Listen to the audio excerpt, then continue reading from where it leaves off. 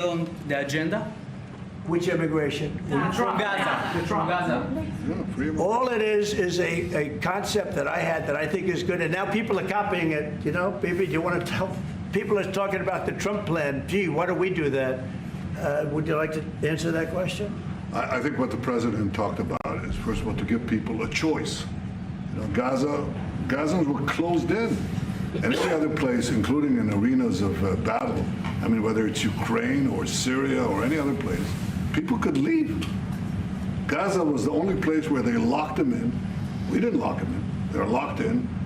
And what is wrong with giving people a choice? Now, we've been talking, including over lunch, about some countries, I won't go into them right now, that are saying, you know, if Gazans want to leave, we want to take them in. And I think this is the right thing to do. If you give, you know, it's going to take years to rebuild Gaza. In the meantime, people can have an option. The president has a vision. Countries are responding to that vision. We're working on it. I hope we'll have good news for you. I will say people love, excuse me, people really do love that vision. It's a long-term vision, but so importantly is to have that be a safe field. Because you're right smack in the middle of the Middle East, you're right along Israel. It should have never, ever been given away. It shouldn't have been given away by Israel. I don't know why they did it. I mean, I do know why, because they were promised peace, but that didn't work out too well, because it's one of the most dangerous pieces of land anywhere in the world. Gaza is one of the most dangerous places in the world. So they gave it away for a good intention, and it didn't work out that way. And a lot of people like my concept, but, you know, there are other concepts that I like, too. And there are some concepts I don't like. You know what I don't like? The way it is now. Because right now it's a dangerous death trap, Gaza. Yeah. Thank you, sir. Can you talk a little bit about your potential meeting with Vladimir Putin? Do you still plan to meet with him? Could that happen in Saudi Arabia? And maybe you could elaborate as well a little bit on not providing tariffs on Russia, sir. So the reason we're not talking about tariffs with Russia is because we're not doing business essentially with Russia, because they're in a war. And I'm not happy about what's going on with the bombing, because they're bombing like crazy right now. They're bombing. I don't know what's happening there. That's not a good situation. So we're meeting with Russia. We're meeting with Ukraine. And we're getting sort of close. But I'm not happy with all the bombing that's going on the last week or so. Horrible. It's a horrible thing. It's a horrible thing. Can countries negotiate to get below 10%? In terms of tariffs? In terms of tariffs, yes. Look, we've been ripped off and taken advantage of for 40, 50, 60 years. And the reason we got ripped off and the way they did it was tariffs. They would charge tariffs, massive numbers of dollars. And when you look at China, when I took over, it was at $507 billion they were making. I call it making. A lot of people say, oh, it doesn't mean anything. Having a surplus means a lot, in my opinion. It's almost like a profit or loss statement. And when I took over, it was $507 billion that China was, this is originally, first term. And we were very, very tough on them, because they were taking that money and they were building a military with it. Then when Biden came in, he let him get away with murder. He had no idea. I'll tell you what, that man had no idea what was happening, whether it was the border or China or anything else. He had no idea what was going on. And they went wild. China went wild. And the money they make is ridiculous, okay? It's just not going to happen. And hopefully we'll get along with China. If we do, that's great. And if we don't, that's okay, too. But we can't let that continue, because that's an abuse. They abused the poor people that sat in the seat. That poor Biden, he was abused by them. They took advantage of him, and I'm surprised. You know, they have smart people. They were radical left lunatics, but they're smart. I'm surprised they'd allow that to take, you know, to happen. But we are going to bring great trade, and we're going to be fair to other countries. And I will say this. Virtually every country wants to negotiate. If I didn't do what I did over the last couple of weeks, you wouldn't have anybody wants to negotiate. We would have gone to these countries, you want to talk? And they, well, we don't want to talk. Now they're coming to us they're offering things like even Bibi, and this is unrelated because it's a different kind of a relationship, but he started off our conversation today that he's cutting all of the tariffs, he's cutting everything, he's going to get down to a free base, he's going to do things that, in all fairness, other countries, if they said that, would have never even thought about doing it. Now they're offering things to us that we would have never even thought of asking them for because they're experiencing a lot of hurt. And the hurt is that they've taken advantage of us and we finally fought back. Tariffs will make this country very rich. We're rich anyway, but we're rich in a certain way. We have $36 trillion in debt. I want to get rid of it. And we can do it quickly with proper deals. So when countries don't allow us to sell our product, but we allow them to sell their product, when they charge us massive amounts of money for the privilege of going into their country, those days are over. Okay. Yeah, go ahead. Me? Sure. Me? Yeah. Thank you, Mr. President. On Iran, two questions, please. First, if you can give us more details about where the meeting on Saturday is going to take place. I can't tell you that. I can just tell you there's a major meeting going on between us and Iran, and that'll take place on Saturday, and it's at top level. And the second question about this. A lot of people think that those talks are not going to lead anywhere because the Iranians will never give up. Sure. I think that's a possibility, too. If diplomacy fails, is the United States, under your leadership, ready to take military action to destroy the Iranian nuclear program and remove this threat? I think if the talks aren't successful with Iran, I think Iran is going to be in great danger. And I hate to say it, great danger, because they can't have a nuclear weapon. So is that a yes? You know, it's not a complicated formula. Iran cannot have a nuclear weapon. That's all there is. So Can't have it. ready? Right now, we have countries that have nuclear power that shouldn't have it. But I'm sure we'll be able to negotiate out of that, too, as part of this later on down the line. But Iran cannot have a nuclear weapon. And if the talks aren't successful, I actually think it'll be a very bad day for Iran if that's the case. Yeah. Mr. President, on manufacturing, Mr. President. Mr. President, was October 7th the death blow of the two-state solution, and would you consider classifying the Palestinian Authority as a terrorist organization for its continued pay-for-slay terror financing payments? So October 7th was a horrible day that some people, they deny it. Now, I can't believe they deny it from the standpoint of it. They do it because they think it's good politically. But October, I've seen the tapes. I've seen things that you don't want to see. October 7th was a horrible day, and it will go down as one of the really bad days in the history of the world. It was a horrible, horrible thing that happened. And they grabbed some of these people. I'll give you an example. When I was with the 10 hostages a few weeks ago, I said, so how many are there? 59. I said, oh, so 59, so we can get 59. They sort of knew the territory pretty good. And I said, how are they doing? They said, well, only 24 are living, the rest are dead. And these are young people largely. Young people don't die. You know, young people have an amazing ability to live. They can live through horrible things.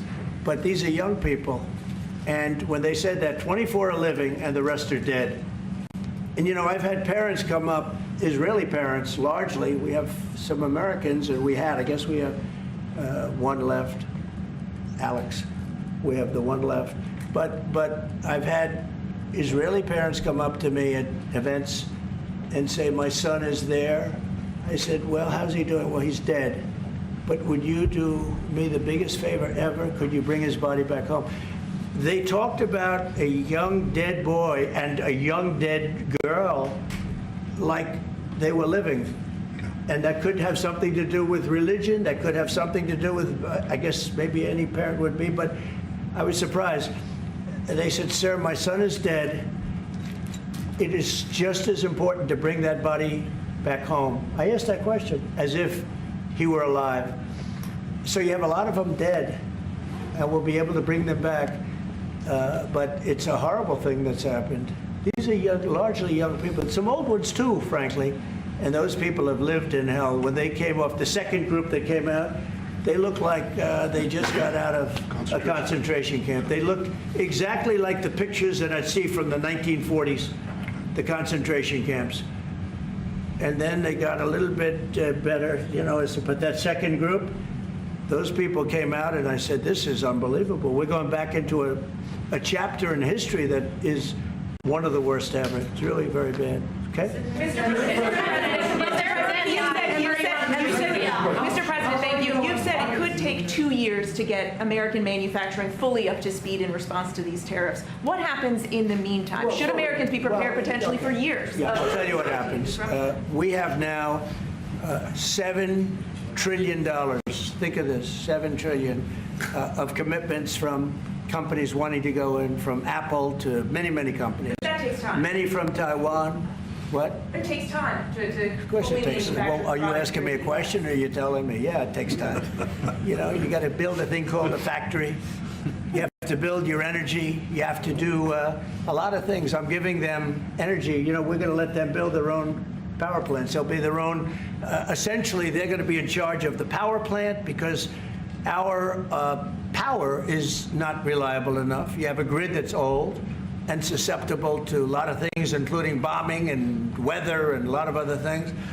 And we're going to give them record timing in terms of approvals of electric plants. Most of them want to build electric plants. We need massive amounts of electricity if we're going to compete with China and others. And interestingly, we're way ahead right now in the AI race with China. But the way we lose that race is if we can't give them electric. But we have more plants being built. We have everything. We're doing so great. And we want to keep it that way. And tariffs will be an important part of it. But one of the other things, Lee Zeldin's doing a fantastic job, head of environmental protection. And he's doing very rapid approvals for people to get, for big companies that are going to build a plant that's going to cost billions of dollars. And we're going to get them their approvals. They have to be environmentally perfect, everything good, but they're going to be in record time, a matter of months versus a matter of many, many years. Okay? But in the meantime, Lisa Rozowski from Haaretz. Turkey claims it will stabilize the situation in Syria. Turkey? Yeah. Israel doesn't want Turkey to influence Syria. What do you think? Do you think Turkey's influence in Syria can actually make it a better, more peaceful country, or vice versa? Well, I have great relations with a man named Erdogan. Have you heard of him? Yeah. And I happen to like him, and he likes me, and I know the press will get very angry. He likes Erdogan, but I do, and he likes me, and we've never had a problem, and we've gone through a lot, and we've never had a problem. We've always gotten, as you remember, we got our minister back from Turkey. You remember that? And this was a big deal at the time. And we got him back. And I told the Prime Minister, I said, just, baby, if you have a problem with Turkey, I really think I'm going to be able to work it out. You know, I have a very, very good relationship with Turkey and with their leader. And I think we'll be able to work it out. So I hope that's not going to be a problem. I don't think it will be a problem. Now, with that being said, I believe it was Turkey, and I said that to him. I said it. I said, congratulations. You've done what nobody's been able to do in 2,000 years. You've taken over Syria with different names, but same thing. I said, you've taken it over. He's taken it over through surrogates. He goes, no, it was not me. I said, it was you, but that's okay. You don't have to say, well, sort of maybe it was me. Okay. But what he did, look, he's a tough guy, and he's very smart. And he did something that nobody was able to do. You know, you got to hand it to him. Any problem that you have with Turkey, I think I can solve. I mean, as long as you're reasonable. You have to be reasonable. We have to be reasonable. Thank you very much, everyone. That is President Trump and Benjamin Netanyahu, the Israeli leader there. Just to give you a quick summary of what was discussed, Donald Trump said that Benjamin Netanyahu is the best president Israel has ever seen. They discussed the Gaza war. They discussed the return of hostages. They discussed Iran. He said Iran must never be able to get a nuclear weapon. He discussed US tariffs. He also said that they'd come up with pretty good solutions to all of those massive issues. Benjamin Netanyahu, for his part, described Trump as a remarkable friend and a champion of Israel. So there you go, President Trump and Benjamin Netanyahu in the White House. They're doing a press conference. Well, a slightly different start to tonight's show for obvious reasons. We've just brought you all off that President Trump and Benjamin Netanyahu presser there. But I'm going to crack on now with business as usual. So here we go.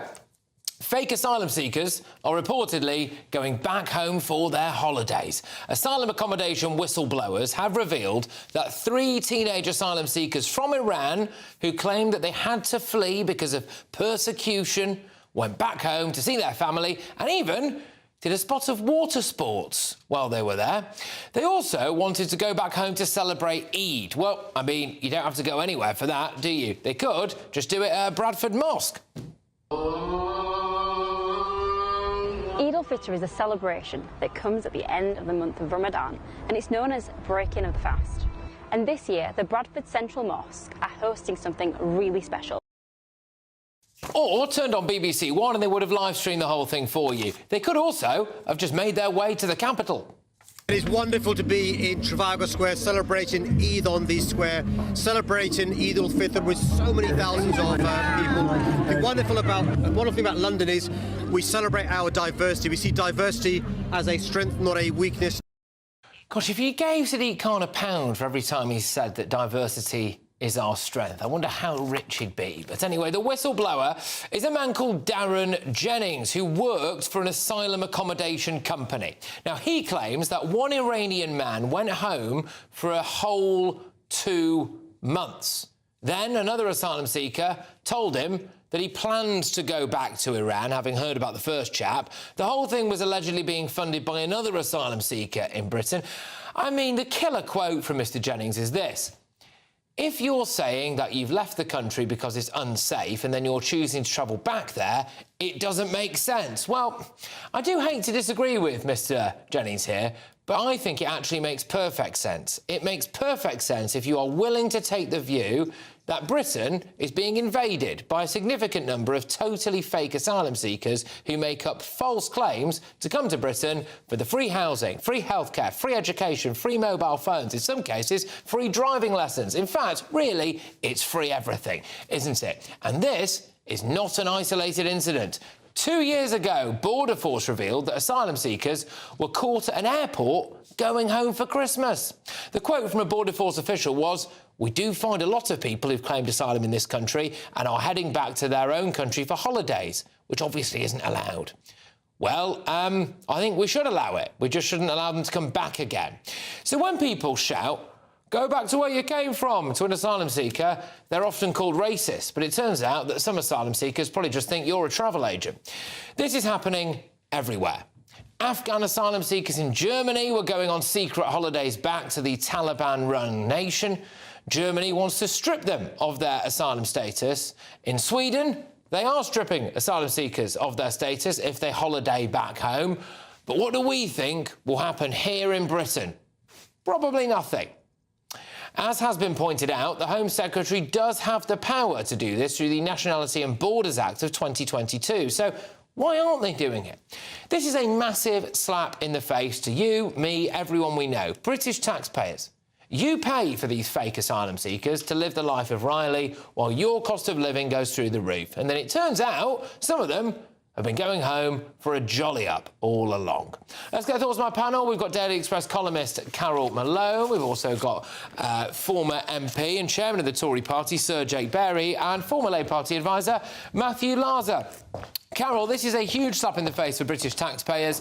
Asylum seekers are going home for their holidays. Yeah, it just confirms what we've always known, that a vast number of people coming here and claiming asylum are economic refugees and not asylum seekers. And, you know, you touched on it before, it really is a massive slap in the face. This country has a proud history of looking after people who are fleeing war and persecution. And this is really taking the British people for mugs. It is beyond appalling. If those people, we know who these young people are who went away and came back. So they should be deported immediately. The law here is quite clear. It says if you go back to your country of origin, it could lead to the withdrawal of your refugee status, because it means you no longer need our protection, which means you don't need our benefits, you don't need our houses, you don't need our healthcare. So now that we know that this is happening, we ought to send the people back that we know who are doing it. But we won't, and you said it just there. It will never happen in this country. So the British people are being taken for mugs. We've known it for a very long time.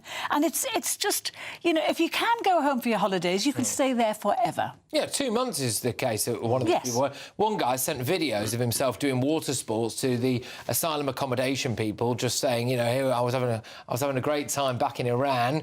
But I mean, Jake, this is ridiculous. It was so bad in Iran for these poor men who had to flee persecution that they've gone back there for Eid.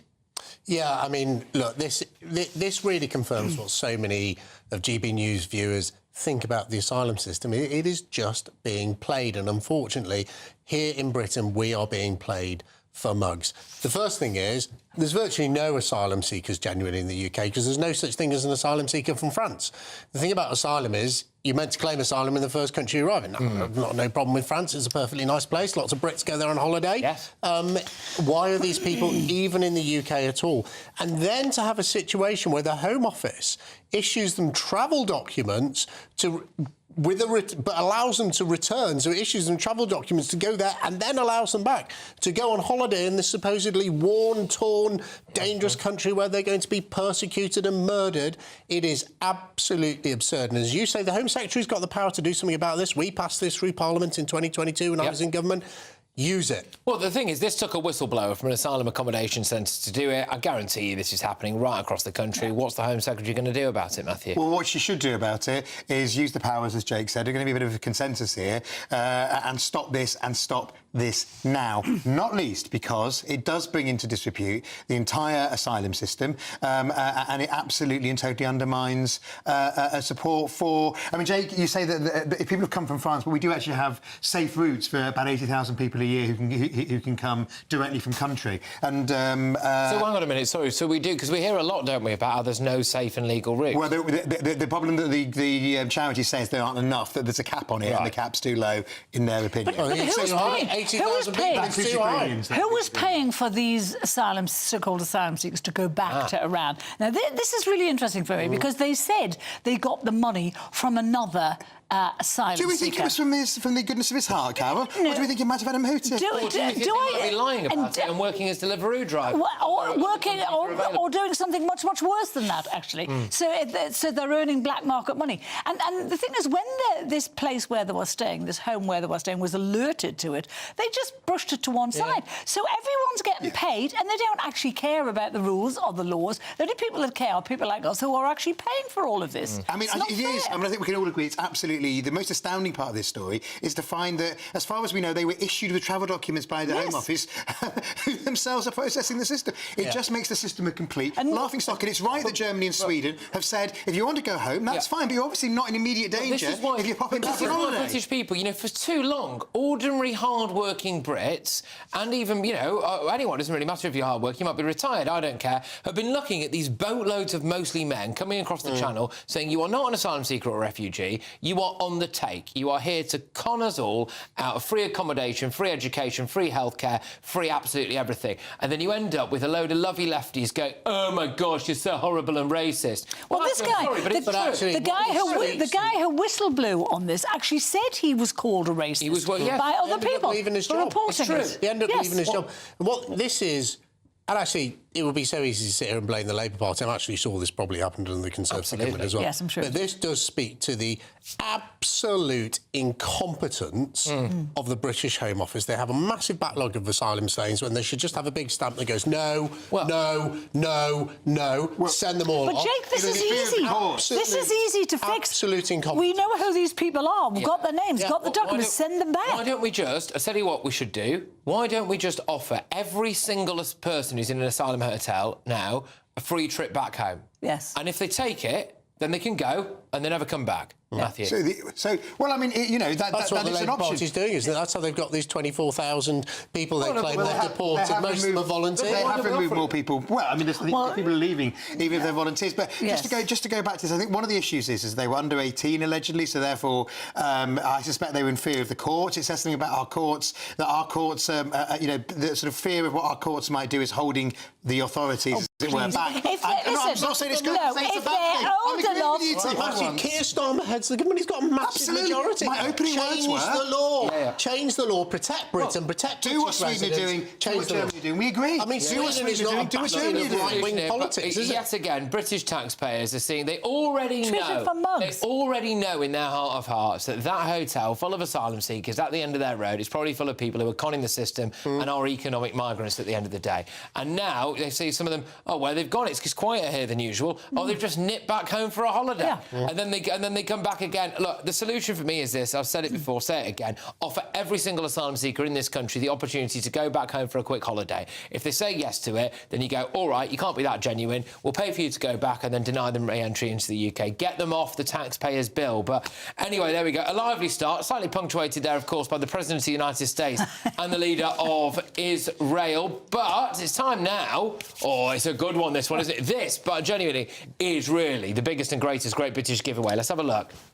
Courtesy of Marquis Leisure, you could be driving away with this brand new Elnag Baron 560 motorhome. It comfortably sleeps 4, comes with sky roof, integrated kitchen and bathroom, and is worth over £67,000. And that's not all, as we'll also give you a further £5,000 in tax-free cash to make sure that wherever this motorhome takes you, it takes you there in style. For a chance to win a motorhome and cash, text WIN to 63225. One entry costs £2.50 plus one standard network rate message, or text BONUS to 63225. 5 entries cost £5 plus one standard network rate message. Go to gbnews.com/win. Entries start at £2.50. Call 0903 686 3232. Calls cost £2.50 plus your network access charge. Or post your name and number to GB13 PO Box 8690 Derby DE1 9TT. UK only. Entrance must be 18 or over. Lines close at 4 p.m. on the 6th of June. Please check the closing time if listening or watching on demand.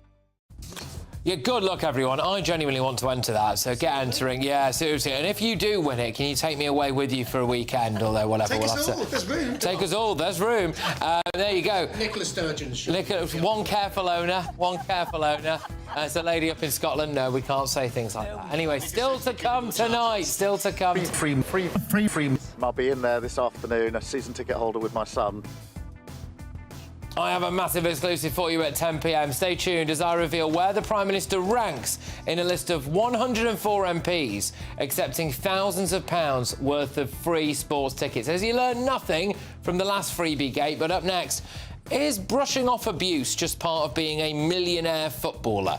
So Premier League legend Harry Redknapp and writer Harry Harris will go head-to-head after Phil Foden, the Manchester City player, suffered dog's abuse about his poor mum during the Manchester derby. So are footballers paid enough to just take it all on the chin? Stay tuned.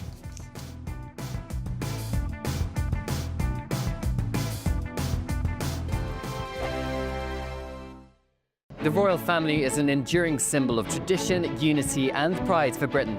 At GB News, we celebrate what makes this country great. In our new royal newsletter series, you can join me, Cameron Walker, for Inside the Palace, an exclusive look every week that takes you beyond the gates and brings you the very latest from those at the heart of the monarchy. Never miss a royal moment again. Sign up now. Go to gbnews.com/royal newsletter and get the latest straight to your inbox. In the GB Newsroom, we bring you the news as it happens. With our team of dedicated journalists across the UK, we're ready to keep you up to date with what's happening every half an hour, every single day. Bulletins here on GB News, the People's Channel, Britain's news channel. Britain's Newsroom, weekday mornings from 9:30. Is artificial intelligence smarter than you? Smarter than me. And me? I can't even log onto the computer. Ministers have been told that could be the truth as soon as next year. There's experts are saying artificial intelligence will overtake human intelligence and that more jobs could be at risk than we think. if we don't prepare. So I speak now to the CEO of Automated Analytics, Mark Taylor. Good morning, Mark. First of all, will you just explain to us, Mark, when we're talking about AI, what do we actually mean? So I think what we've got to understand is it's actually artificial intelligence, not artificial consciousness. So I'm still not aware of anybody that can teach a computer common sense. I think that's the big difference between human beings and artificial intelligence. This whole thing about AGI, which AGI stands for Artificial General Intelligence, the idea of their AI computer being able to process cognitive abilities similar to a human, so they can allow it to kind of calculate and learn intellectual tasks just like a person. So we've implemented AI across 5,000 companies, both in the UK and US. There's not a single reported job loss. I'm struggling to believe that, Mark. But companies have actually employed more people because we've made organisations more efficient. I mean, making organisations more efficient means they're more profitable and therefore they can hire more people. So if I take Pizza Hut in America, we've actually increased their employed members of staff by 4%.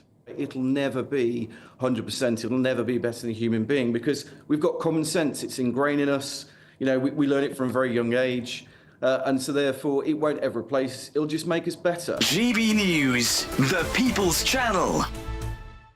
We're proud to be GB News, the People's Channel. And as you know, we always love to hear your views. Now, there's a new way of getting in touch with us at gbnews.com/yoursay. By commenting, you can be part of a live conversation and join our GB News community. You can even talk to me, Bev Turner, or any of the members of the GB News family. If you want your news to be straight talking, this is a nightmare for the Conservatives again. Down to earth. It's not just Nottingham where this is happening, is it? And most importantly, honest. Hard-working, middle-class taxpayers, they'll get their book thrown at them. Then catch me, Martin Daubney, Monday to Friday, 3 till 6 p.m. on GB News, Britain's news channel.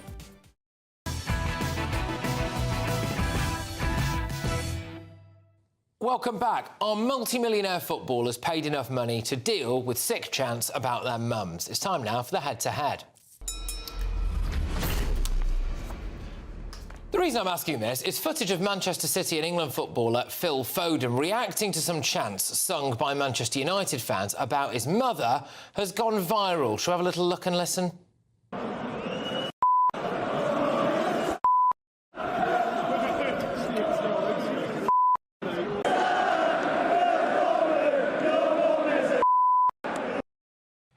So, to paraphrase here in an Ofcom friendly way, they were saying that his mum is, well, I don't know how you describe it actually in an Ofcom friendly way. I think we get the gist. Anyway, Phil Foden currently earns around £11 million a year. But should this mean that he should have to put up with and shrug off abuse about his family members? His England teammate Declan Rice was last year forced to delete photos of his partner from social media sites because of cruel bullying targeting her appearance. And Victoria Beckham, wife of David, spoke of abuse directed at her in a recent Netflix documentary.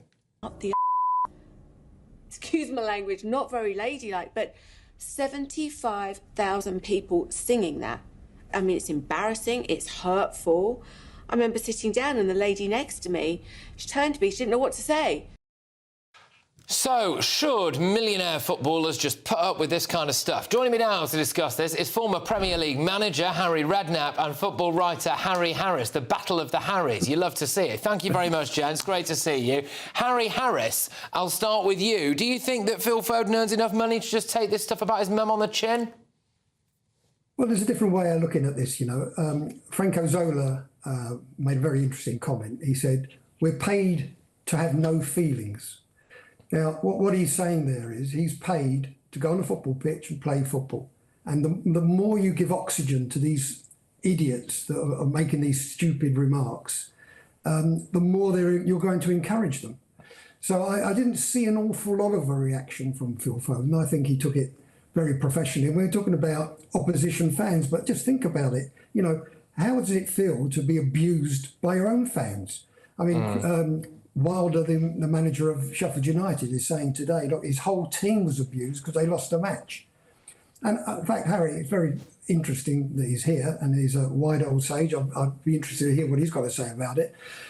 But I recall one day that Harry was sitting in a fans forum at West Ham, and they abused Frank Lampard. Yes. They said he was overweight, never, shouldn't be playing for West Ham, and he was only playing because Harry Redknapp was the manager. I mean, these are idiots. They shouldn't have any oxygen. You shouldn't take any notice of what they've got to say. Harry Redknapp now, look, some people will be watching this now, no doubt, and saying that for 11 million quid a year, they'd let people shout abuse at them all day. Would you agree with that? No.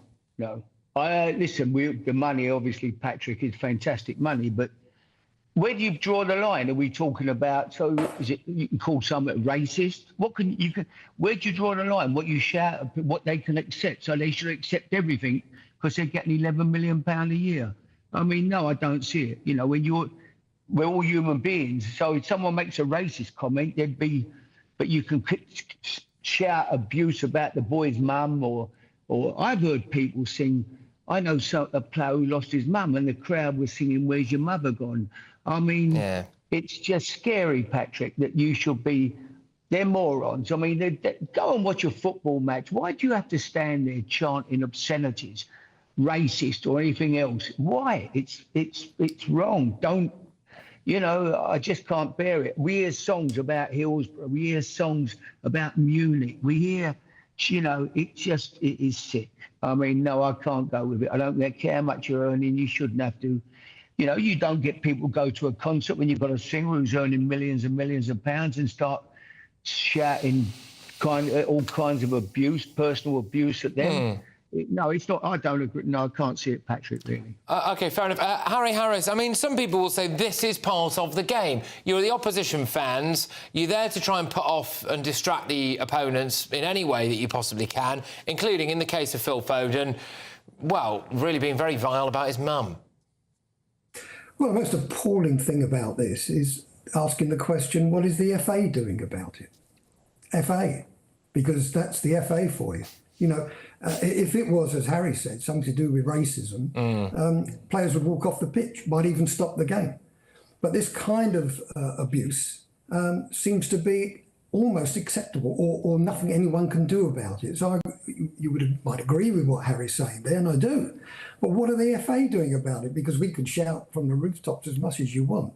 But if the FA do nothing about it, nothing will happen.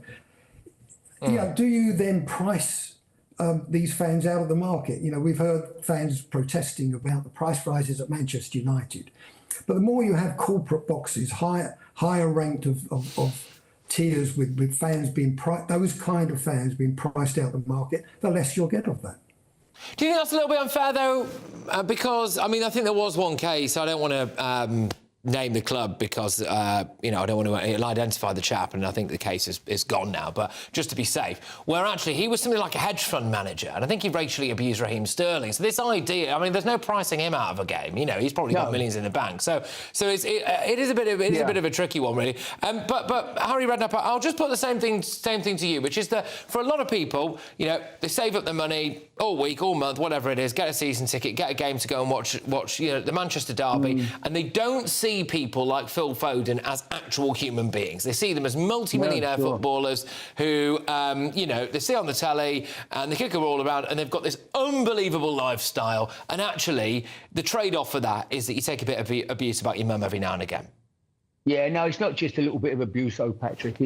And like you were saying, you've got... I got a coin thrown at me one day at Aston Villa by a company director sitting with his 8 or 9-year-old son. He missed me by about an inch and hit the linesman who was stood next to me just above the eye, split his eye open. So it's not just like it can be anybody. They go to football and for whatever reasons they turn into different people. They go home probably scared stiff of his missus when he gets home, but when he goes to football, he becomes a nutter, But it's scary. I mean, no, they've got no right to shout abuse at you. If it's a bit of a fat bit of banter abuse, fine, but not personal, not racist, not about your mother, not about it's wrong. Not about people that we've lost in horrendous, tragedies over the years at football, not about Munich, not about Hillsborough. It's wrong. Just last word on this, Harry Redknapp, if that's all right. Just to say, just to touch on what the other Harry was saying earlier on. Realistically, though, what is going to be done about these fans? If they'd have been racially abusing someone in Britain, I mean, goodness gracious me, it would have been leading the 10 o'clock news. We'd have all taken the knee for it the next weekend. People would have practically been turning up in black armbands for the next month, wouldn't they? Yeah. But because it's Phil Foden and it's about his mum, and he's basically a working class lad from, I think he's from the Stockport area, isn't he? You know, I mean, it's basic. Like, what's going to happen? I mean, you know, and I do, by the way, say this as a Manchester United fan, so you know, I don't. I probably should declare You've interest had it, here. Patrick. You've had people singing. You've heard fans over the years singing about Munich. How sick?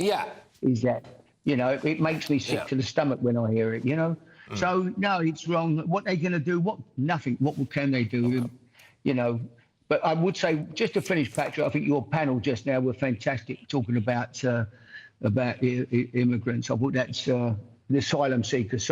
Asylum seekers. I thought they were fantastic. Their views. Pity more people don't come out and speak about things like that. You know. Oh, well, that's a nice touch. Well, thank you very much, both Harrys. And sorry that we didn't have longer. We were rudely interrupted by the President of the United States and the President of Israel at the top of the show. So I suppose if you were going to be squeezed for two people, then they are good names to be squeezed by. But thank you very much for your time. Former Premier League manager Harry Redknapp and football writer Harry Harris. OK, well, loads on. Still to come. Bit of this. Free. I'll be in there this afternoon, a season ticket holder with my son.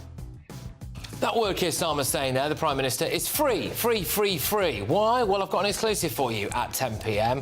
Where is he on the latest freebies list? Has he done it all again? But up next, protests erupted at a female pool tournament in Wigan as two blokes made it to the final. Well, this can't stand, surely. How do we stop this madness? Stay tuned.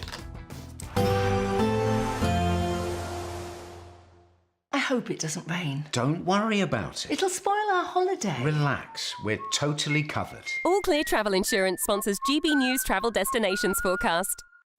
Hello. Well, if you are off on your Easter break, it is colder in the southeast Mediterranean at the moment. Having a look at the detail, we've got some colder air coming down from the Arctic, so actually much below average for the time of year. Across parts of Italy, there is some sunshine, especially then more so across France, parts of Spain and Portugal. But towards the far west, we will see outbreaks of rain and some showers. And then as we go through the week, many places will see some sunshine before it turns a little bit downhill later.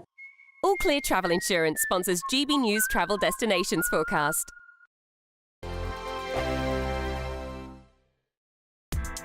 Join me, Nana Akweer, for an informative, interactive news programme with a difference. It's fun. No, you didn't say that, Dave. I'm so surprised. I think there's an element of truth to that. Join me from 3 p.m. every weekend, only on GB News, Britain's news channel. GB News Breakfast, every day from 6 a.m. Can you find love in your twilight years? That's what we're asking this morning. Broadcaster Ryan Mark Parsons and former Conservative MP Anne Widdecombe join us now. Good to see you both this morning. Anne, let's start with you. Is 70 too old to date, do you think? 70 isn't too old for anything. Everybody ages at different rates. Both mentally, physically, in the sorts of things they like. When you say to me, is 80 too late to, is 70, well, we might even say 80. It's too late to find love. The answer is just look around you. Lots of people have. But let me say right away, no, that's not an invitation. I've absolutely no ambitions in that area at all. Ryan Mark, what do you make of it? Do we need to stop putting a bar on ageing and dating? No, I don't think we should. I think once you get to such an old age, you really should be looking for love internally. I mean, you should self-love. I just don't see the point at 70 years old to be searching for love at that point. I think you should go on holiday somewhere. I think you should find love with the sunshine and a cocktail, perhaps, instead of looking for a man or a woman. I think at what point do you decide that you know, love is not going to come around knocking on your door? And I think probably at the age of 70, that is when you should decide it's time to give up.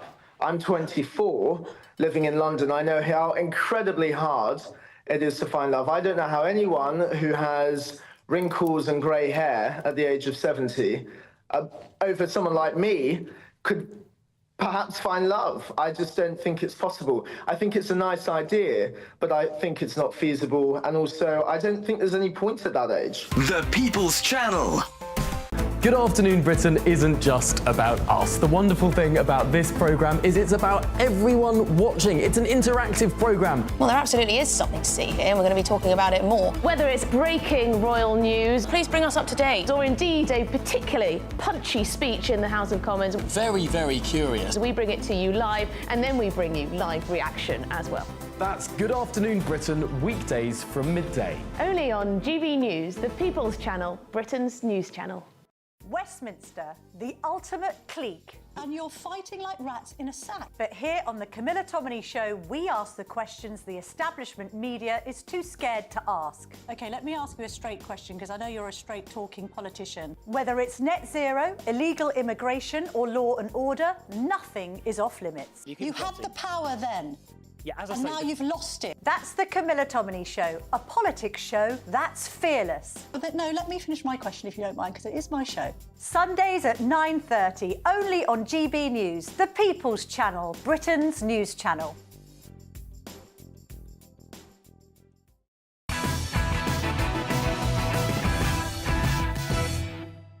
Welcome back. A massive trans row has engulfed another British sport this weekend, this time women's pool, after protests broke out at a tournament in which the final was contested by two men.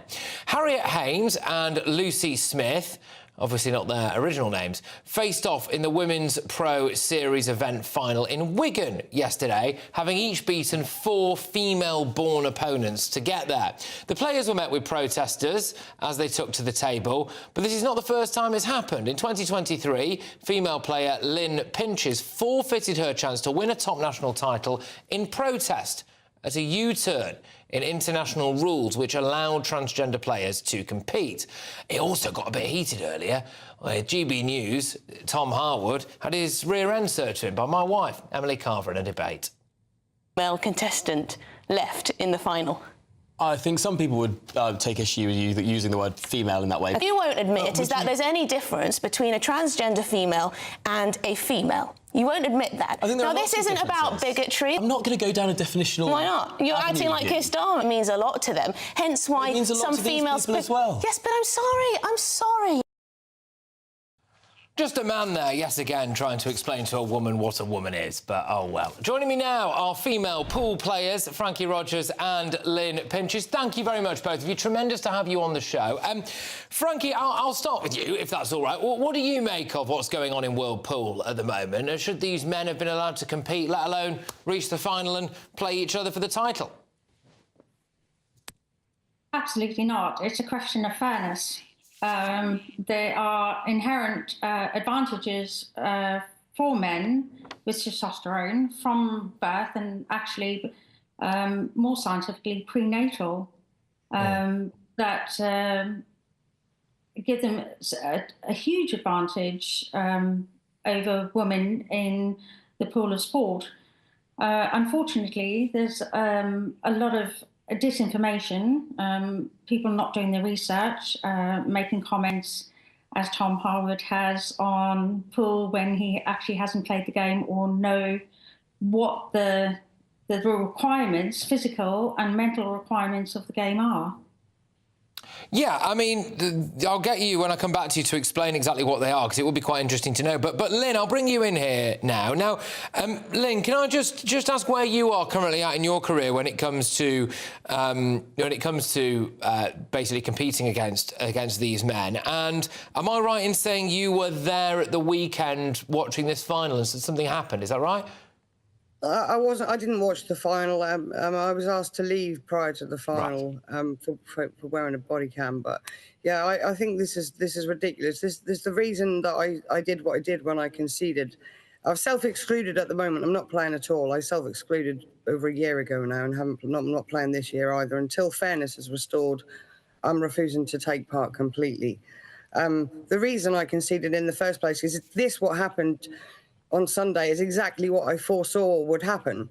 I said that in 10 years' time we'll have, we might only have 1 or 2 now, but we'll have 8 transgender players, and all of the women will be coming to play for the last 16 places. And this was the future I saw for the sport. And the reason I've done it is simply for fairness reasons and for the future generations mainly. You know, we've got a young lady playing at the moment who's a fantastic player, and she's 11 years old, and it saddens me watching her play, knowing she wants to be like these top players. And the top players we've got as examples for her right now are 2 men in the final. That's not the example we want to set for young girls that want to take up this sport. And Frankie, I will just get you to come back on this, because one of the arguments, as obviously my colleague Tom Harwood was making here, is I think he described pool as people using sticks to hit balls around a bit of felt, and didn't seem to accept the idea that potentially your gender might have an impact on that. So would you mind explaining why a man would have an advantage in that particular sporting scenario, please? Well, there's the pool is a gender-affected game. I think that the majority of players who play pool and know the game wouldn't dispute that fact. I think the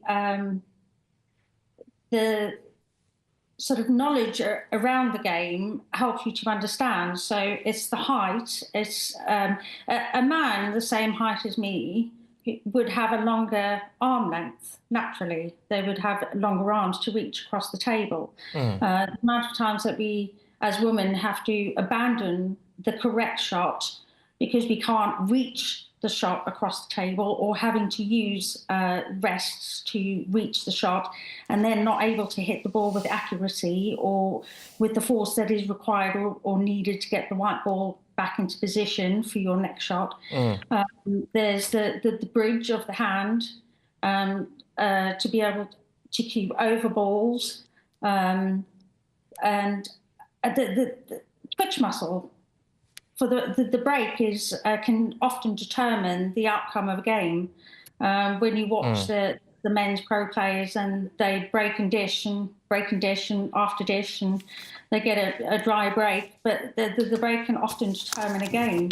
Women, generally speaking, don't have the power to, with that twitch muscle, to hit the white ball with the accuracy and the force required to make a clean break. Yeah, I mean, several very key points there as to why pool is not simply a game or a sport where people just use sticks to hit a ball across a bit of felt, and there are actually certain natural advantages, as indeed there are with every single sport, if a bloke rocks up and wants to play against women. Look, we are going to have to leave it there, I'm afraid, because we had to take President Trump at the start of the show, so we're a bit delayed and everything, so I apologise, Lynn, for not going back to you. But I do hope to talk to you both again very soon, hopefully when you have helped to sort all this madness out and we can talk about this trans thing being reversed. So thank you very much, female pool players, Frankie Rogers there and Lynn Pinches. Well done on everything that you're doing. Take care. All the best. Still to come this evening. Free. I'll be in there this afternoon, a season ticket holder with my son. Yeah, I've got a massive exclusive for you on Keir Starmer's freebies when we come back. Well, do MPs in Birmingham care more about Merpool than their constituents' rubbish? Stay tuned.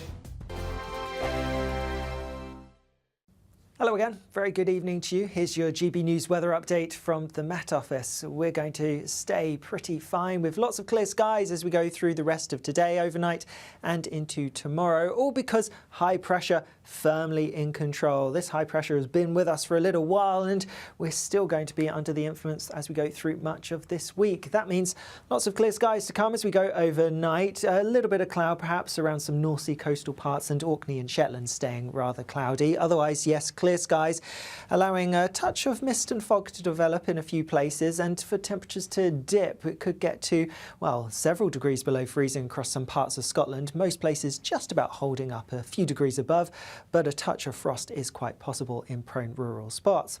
First thing tomorrow morning, any mist and fog should relatively quickly clear. There's likely to be a little zone of cloud to the south of London like we saw through this morning. Otherwise, plenty of blue skies across much of England, Wales and Northern Ireland, though towards the North Sea coast still a bit more cloud here, and some eastern parts of Scotland also seeing a bit of cloud, some mist, some fog, some murkiness perhaps, and that could be a little bit slow to clear for some of us. Always cloudiest though towards the far north of Scotland, particularly Orkney and Shetland. Again, similar to today really, it is going to be often quite cloudy here. As we go through the day tomorrow, plenty of sunshine on offer yet again. Perhaps a little bit more high cloud than we've seen through today, so the sunshine may be a little bit hazy at times, and there could be some thicker cloud towards parts of East Anglia and Lincolnshire. But actually, temperatures are likely to be a little bit higher, a degree or so highs of around 18, 19 Celsius perhaps. As we go into Wednesday, and a bit of a change because of the position of the high pressure. So eastern parts going to be dragging in quite a bit of cloud here. So a cloudier story than we've seen of late across the east. Further west, though, plenty of sunshine and again feeling pretty warm. More fine sunny weather to come as we go through the end of the week, though there may be a bit of rain starting to push into the far north later on. I'll see you again soon. Bye-bye. Hi, I'm Michelle Dewberry, and my show is your opportunity to cut through all the noise and dive in headfirst to some robust debates. Ideas clash. Situation, because the failure is you're deliberately avoiding my point. Nothing's held back. And if you think this is the end of it, wait for more. And we do not shy away from the difficult stuff. Sometimes I want to shake people and say, if only you understood. So join me on Dubes & Co. weeknights at 6 p.m. only on GB News, Britain's news channel. Mornings don't have to be tiresome, especially if you have the right company. Wake up to news as it happens, opinion and debate, and of course, a little bit of entertainment too. Because when the kettle's on, we're on. That's Breakfast on GB News, a show worth waking up for. Every morning from 6 a.m. Only on the People's Channel, Britain's news channel. We'll spread the news, you spread the word.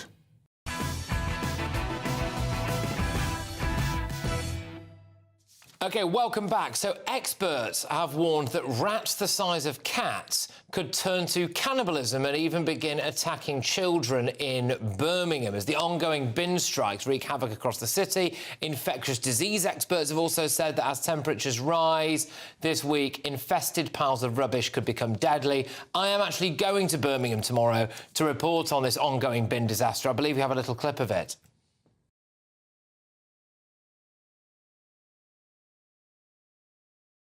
If you're listening on radio, that is a binman running away from a rat. I'm joined now by former editor of The Sun, Kelvin Mackenzie. Kelvin, rats the size of cats about to attack kids in our second city. Your thoughts? Well, it's a disgrace, but actually, the quietest man in this dispute is actually the MP Tahir Ali, who actually has raised a number of points in Parliament. Gaza, arms to Israel, he was against it, and something about telegraph poles. But the one thing he hasn't spoken about, even although Sparkbrook is up to its neck in rubbish, throughout the whole of his constituency, he's never spoken about this dispute. And do you know why he's never spoken about this dispute? Why, Kelvin? Because he was a former employee of Unite, the union that is bringing this great city to its knees and supplying it with health issues. And also he has received a donation in his time for his political ambitions to be the MP for that area. How disgraceful is that? This is a collision of Labour against the very voters who put them in. Why isn't this MP speaking for them? Because he's more scared of Unite than he is scared of his own voters. And I hope they have retribution on him in 2029. Well, you throw him out. You make a good point. Just shortly before I came on air, there's a clip of Tahir Ali speaking in the House of Commons, I believe today, Kelvin, yet again banging on about an airport in rural Pakistan, in Mirpur. In fact, he calls out other MPs for criticising him for talking about it.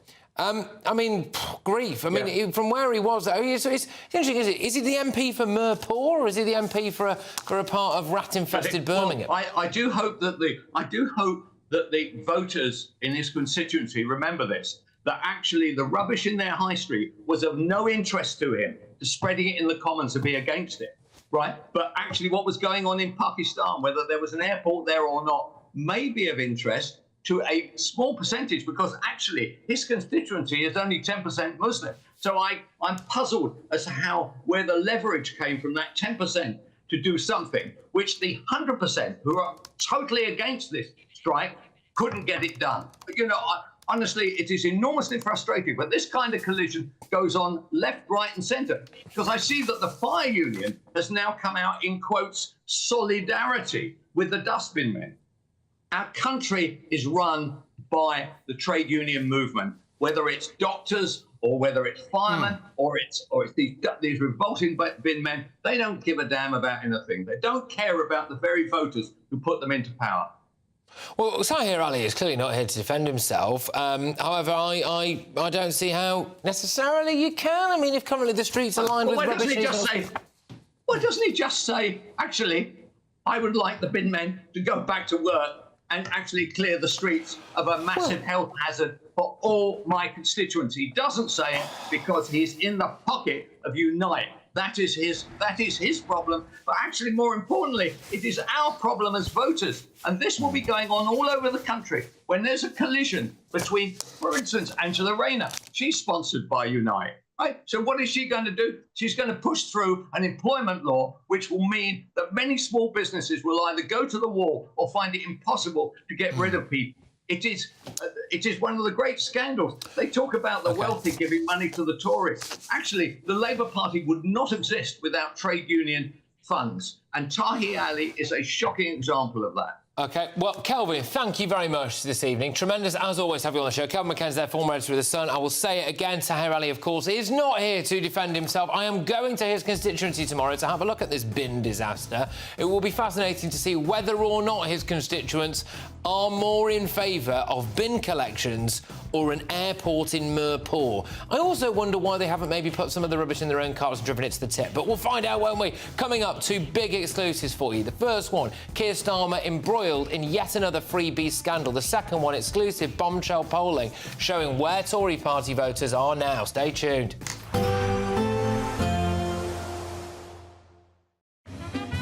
A positive outlook through the night will power through to a bright day ahead. Boxed home battery storage, sponsors of weather on GB News. Hello again, very good evening to you. Here's your GB News weather update from the Met Office. We're going to stay pretty fine with lots of clear skies as we go through the rest of today, overnight and into tomorrow, all because high pressure firmly in control. This high pressure has been with us for a little while and we're still going to be under the influence as we go through much of this week. That means lots of clear skies to come as we go overnight. A little bit of cloud perhaps around some North Sea coastal parts and Orkney and Shetland staying rather cloudy. Otherwise, yes, clear skies, allowing a touch of mist and fog to develop in a few places and for temperatures to dip. It could get to, well, several degrees below freezing across some parts of Scotland. Most places just about holding up a few degrees above, but a touch of frost is quite possible in prone rural spots. First thing tomorrow morning, any mist and fog should relatively quickly clear. There's likely to be a little zone of cloud to the south of London like we saw through this morning. Otherwise, plenty of blue skies across much of England, Wales and Northern Ireland, though towards the North Sea coast still a bit more cloud here, and some eastern parts of Scotland also seeing a bit of cloud, some mist, some fog, some murkiness perhaps, and that could be a little bit slow to clear for some of us. Always cloudiest though towards the far north of Scotland, particularly Orkney and Shetland. Again, similar to today really, it is going to be often quite cloudy here. As we go through the day tomorrow, plenty of sunshine on offer yet again. Perhaps a little bit more high cloud than we've seen through today, so the sunshine may be a little bit hazy at times, and there could be some thicker cloud towards parts of East Anglia and Lincolnshire. But actually, temperatures are likely to be a little bit higher, a degree or so, so highs of around 18, 19 Celsius perhaps. As we go into Wednesday, and a bit of a change because of the position of the high pressure. So eastern parts going to be dragging in quite a bit of cloud here. So a cloudier story than we've seen of late across the east. Further west, though, plenty of sunshine and again feeling pretty warm. More fine sunny weather to come as we go through the end of the week, though there may be a bit of rain starting to push into the far north later on. I'll see you again soon. Bye-bye. A positive outlook through the night will power through to a bright day ahead. Boxed home battery storage, sponsors of weather on GB News. Courtesy of Marquis Leisure, you could be driving away with this brand new Elnag Baron 560 motorhome. It comfortably sleeps 4, comes with sky roof, integrated kitchen and bathroom, and is worth over £67,000. And that's not all, as we'll also give you a further £5,000 in tax-free cash to make sure that wherever this motorhome takes you, it takes you there in style. For a chance to win a motorhome and cash, text WIN to 63225. One entry costs £2.50 plus one standard network rate message, or text BONUS SMS to 63225. 5 entries cost £5 plus 1 standard network rate message. Go to gbnews.com/win. Entries start at £2.50. Call 0903 686 3232. Calls cost £2.50 plus your network access charge. Or post your name and number to GB13 PO Box 8690 Derby DE1 9TT. UK only. Entrance must be 18 or over. Lines close at 4 p.m. on the 6th of June. Please check the closing time if listening or watching on demand. Join me, Nana Akwe, for an informative, interactive news programme with a difference. It's fun. No, he didn't say that, Dave. I'm so surprised. I think there's an element of truth to that. Join me from 3 p.m. every weekend, only on GB News, Britain's news channel. I'm Christopher Hope. From pop stars to politicians, I'll interview anybody in a pub who's got a political opinion. Join me every Friday on Spotify, Apple Podcasts, YouTube or gbnews.com, or wherever you get your podcasts. This is GB News, the People's Channel. If you want your news to be straight talking... This is a nightmare for the Conservatives again. Down to earth. It's not just Nottingham where this is happening, is it? And most importantly, honest. Hard-working, middle-class taxpayers, they'll get the book thrown at them. Then catch me, Martin Daubney, Monday to Friday, 3 till 6 p.m. on GB News, Britain's news channel.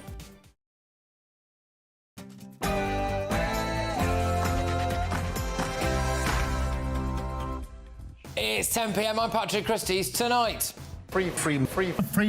It's must not lose. This is a big game. I'll be in there this afternoon, a season ticket holder with my son. Cheer. I've got a huge exclusive on the Keir Starmer freebie scandal. Has he done it all again? You won't want to miss that. And are seeing the biggest landslide, the biggest majority for a Labour Party since Tony Blair's in 1997. some exclusive polling for you, which reveals exactly where Tory party voters went at the last election and why. I'm going to be joined by a former top Tory cabinet minister on that. Plus... What? Shut up! You! A woman found out her boyfriend was cheating on her because her parrot told her. In other news... British police go to hell! British police go to hell! I cannot believe this. I've never seen anything on this scale before. But wouldn't interesting to see whether or not the BBC's Stacey Dooley decides to revisit her former hometown of Luton and maybe touch base with how those aspects of the Muslim community are doing over there. But anyway, now Muslim countries are warning us that a lack of Muslim integration poses a danger to Britain. So will we finally listen? But on my panel tonight, Daily Express columnist Carol Malone, we have got former Labour Party advisor Matthew Larser and the former chairman of the Tory party, Sir Jake Berry. And can you please tell me what happens to Boris Johnson here?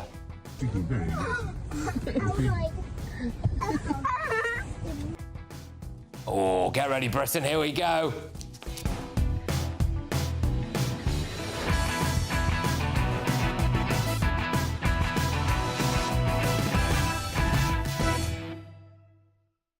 Keir Starmer's taken even more freebies. Next.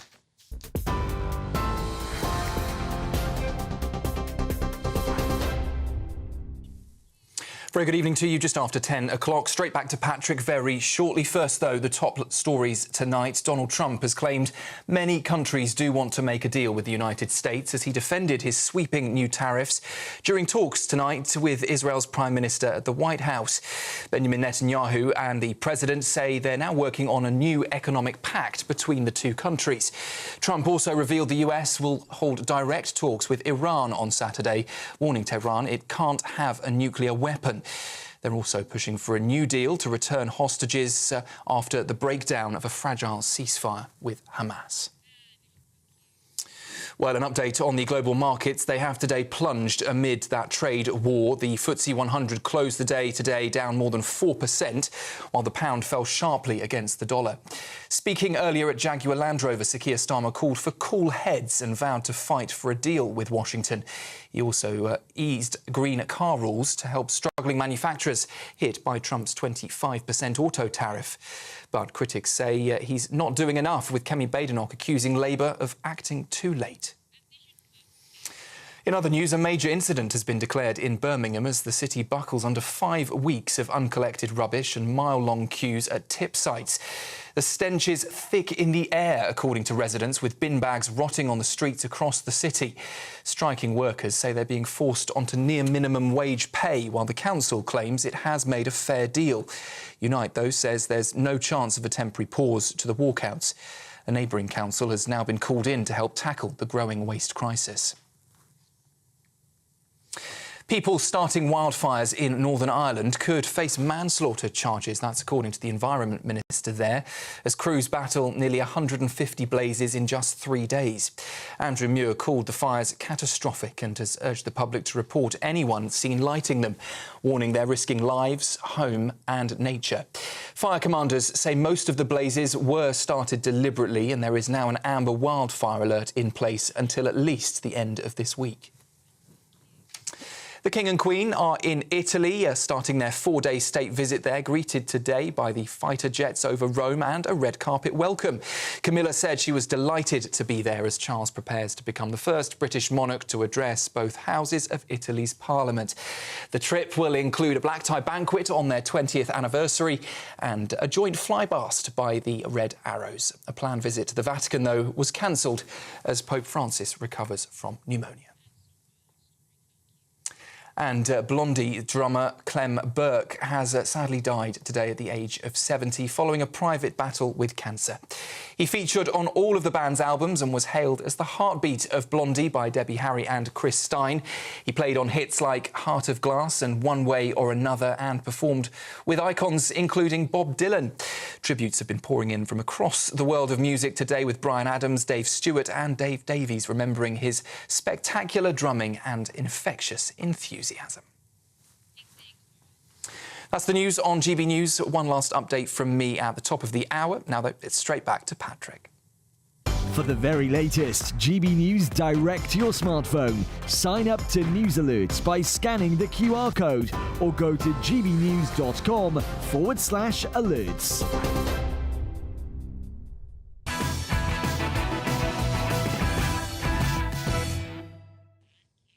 Good evening. Tonight, I can reveal that Prime Minister Keir Starmer has learnt nothing from the freebie scandal that rocked the early days of his premiership. In September, it was revealed that Sir Keir received more than £107,000 in freebies, more than any other MP. These included things like suits and designer glasses. He also received around £4,000 worth of Taylor Swift tickets. And there was the small issue of Lord Ali's £18 million Covent Garden penthouse. It's revealed that the Prime Minister spent roughly 45 nights at Lord Ali's penthouse. He was also accused of using that penthouse to record COVID lockdown videos, urging the rest of us to stay at our own homes. The new variant Omicron is spreading fast, and the argument that we don't know enough about it doesn't stack up. We may not be certain how dangerous it is, but we do know that lives are at risk. At times like this, we must all put the national interest... There you go. He claimed he needed some time at Lord Ali's pad so his son could study for his GCSEs. Unfortunately for the Prime Minister, Guido Fawkes did some digging, and it appears that Starmer's son's exams started the week before they moved in and finished about a month before they moved out. The Prime Minister has also had to weather the voice coach scandal. So he was accused of breaking lockdown rules by having an in-person voice coaching session, despite the fact that Leonie Mellinger, the aforementioned voice coach, was doing Zoom meetings around that time. The police took no action as it fell outside the 3-year window for potential prosecutions. Since all of this, the Prime Minister has been keen to tell us all that the economy is in bad shape and we all need to cut our cloth. Things are worse than we ever imagined. Frankly, things will get worse before they get better. Oh, yeah. What's he done? Well, he's taken the winter fuel payment off pensioners, clobbered farmers with a death tax, slammed businesses with a load more tax, taxed private schools into closure, cut people's benefits. Last week, every single household bill went up, despite the promise of no energy price hikes for hard-working Brits. Keir Starmer claims to be of the working class and for the working class. Many people have pointed out that this particular multimillionaire North London lawyer appears to have a penchant for the finer things in life, and it's not immediately obvious how much interaction he has or has ever had with the working class that he claims to care so much about. Well, tonight, I can reveal this. In the last year, Prime Minister Keir Starmer has bagged more free tickets to sports events than any other MP. He's received nearly £20,000 worth of free sports tickets in the last 12 months. Many of these, reportedly, are for the use of the director's box at Arsenal, as well as matches against Brighton, Spurs, Manchester United, Wolves, Man City and Norwich. In second place in the sports category is the backbench Labour MP for Bury North, James Frith, who's registered tickets worth 14,054 quid since he was elected in July, apparently. You might remember that name, James Frith, because he was one of several MPs who put his name to a letter demanding the construction of a new international airport in Mirpur, Pakistan.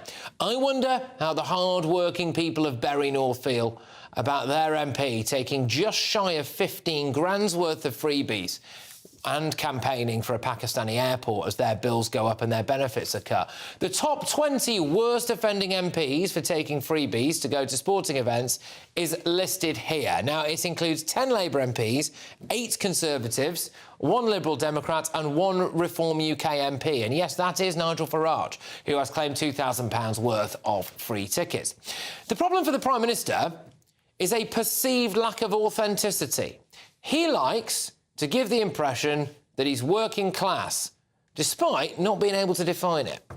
Describe yourself as working class. Sir Keir, define working class. No, working class is families that work for their living, earn their money through going out to work every day, not through other means. Middle classes do that? Well, he says certain things without necessarily revealing the whole truth. This is a big, big game. I'll be in there this afternoon, a season ticket holder with my son, cheering us on, but we have got to win this one. Really, really big game for us. Well, he might be in there with his son as season ticket holders, cheering people on, but it'll probably be from the luxury director's box, won't it? The argument is that he needs this for security, and perhaps that's true, because the Labour leader might be so badly hated by the British public that they give him a piece of their mind whenever they see him. Here he was, I think this was at Doncaster Races.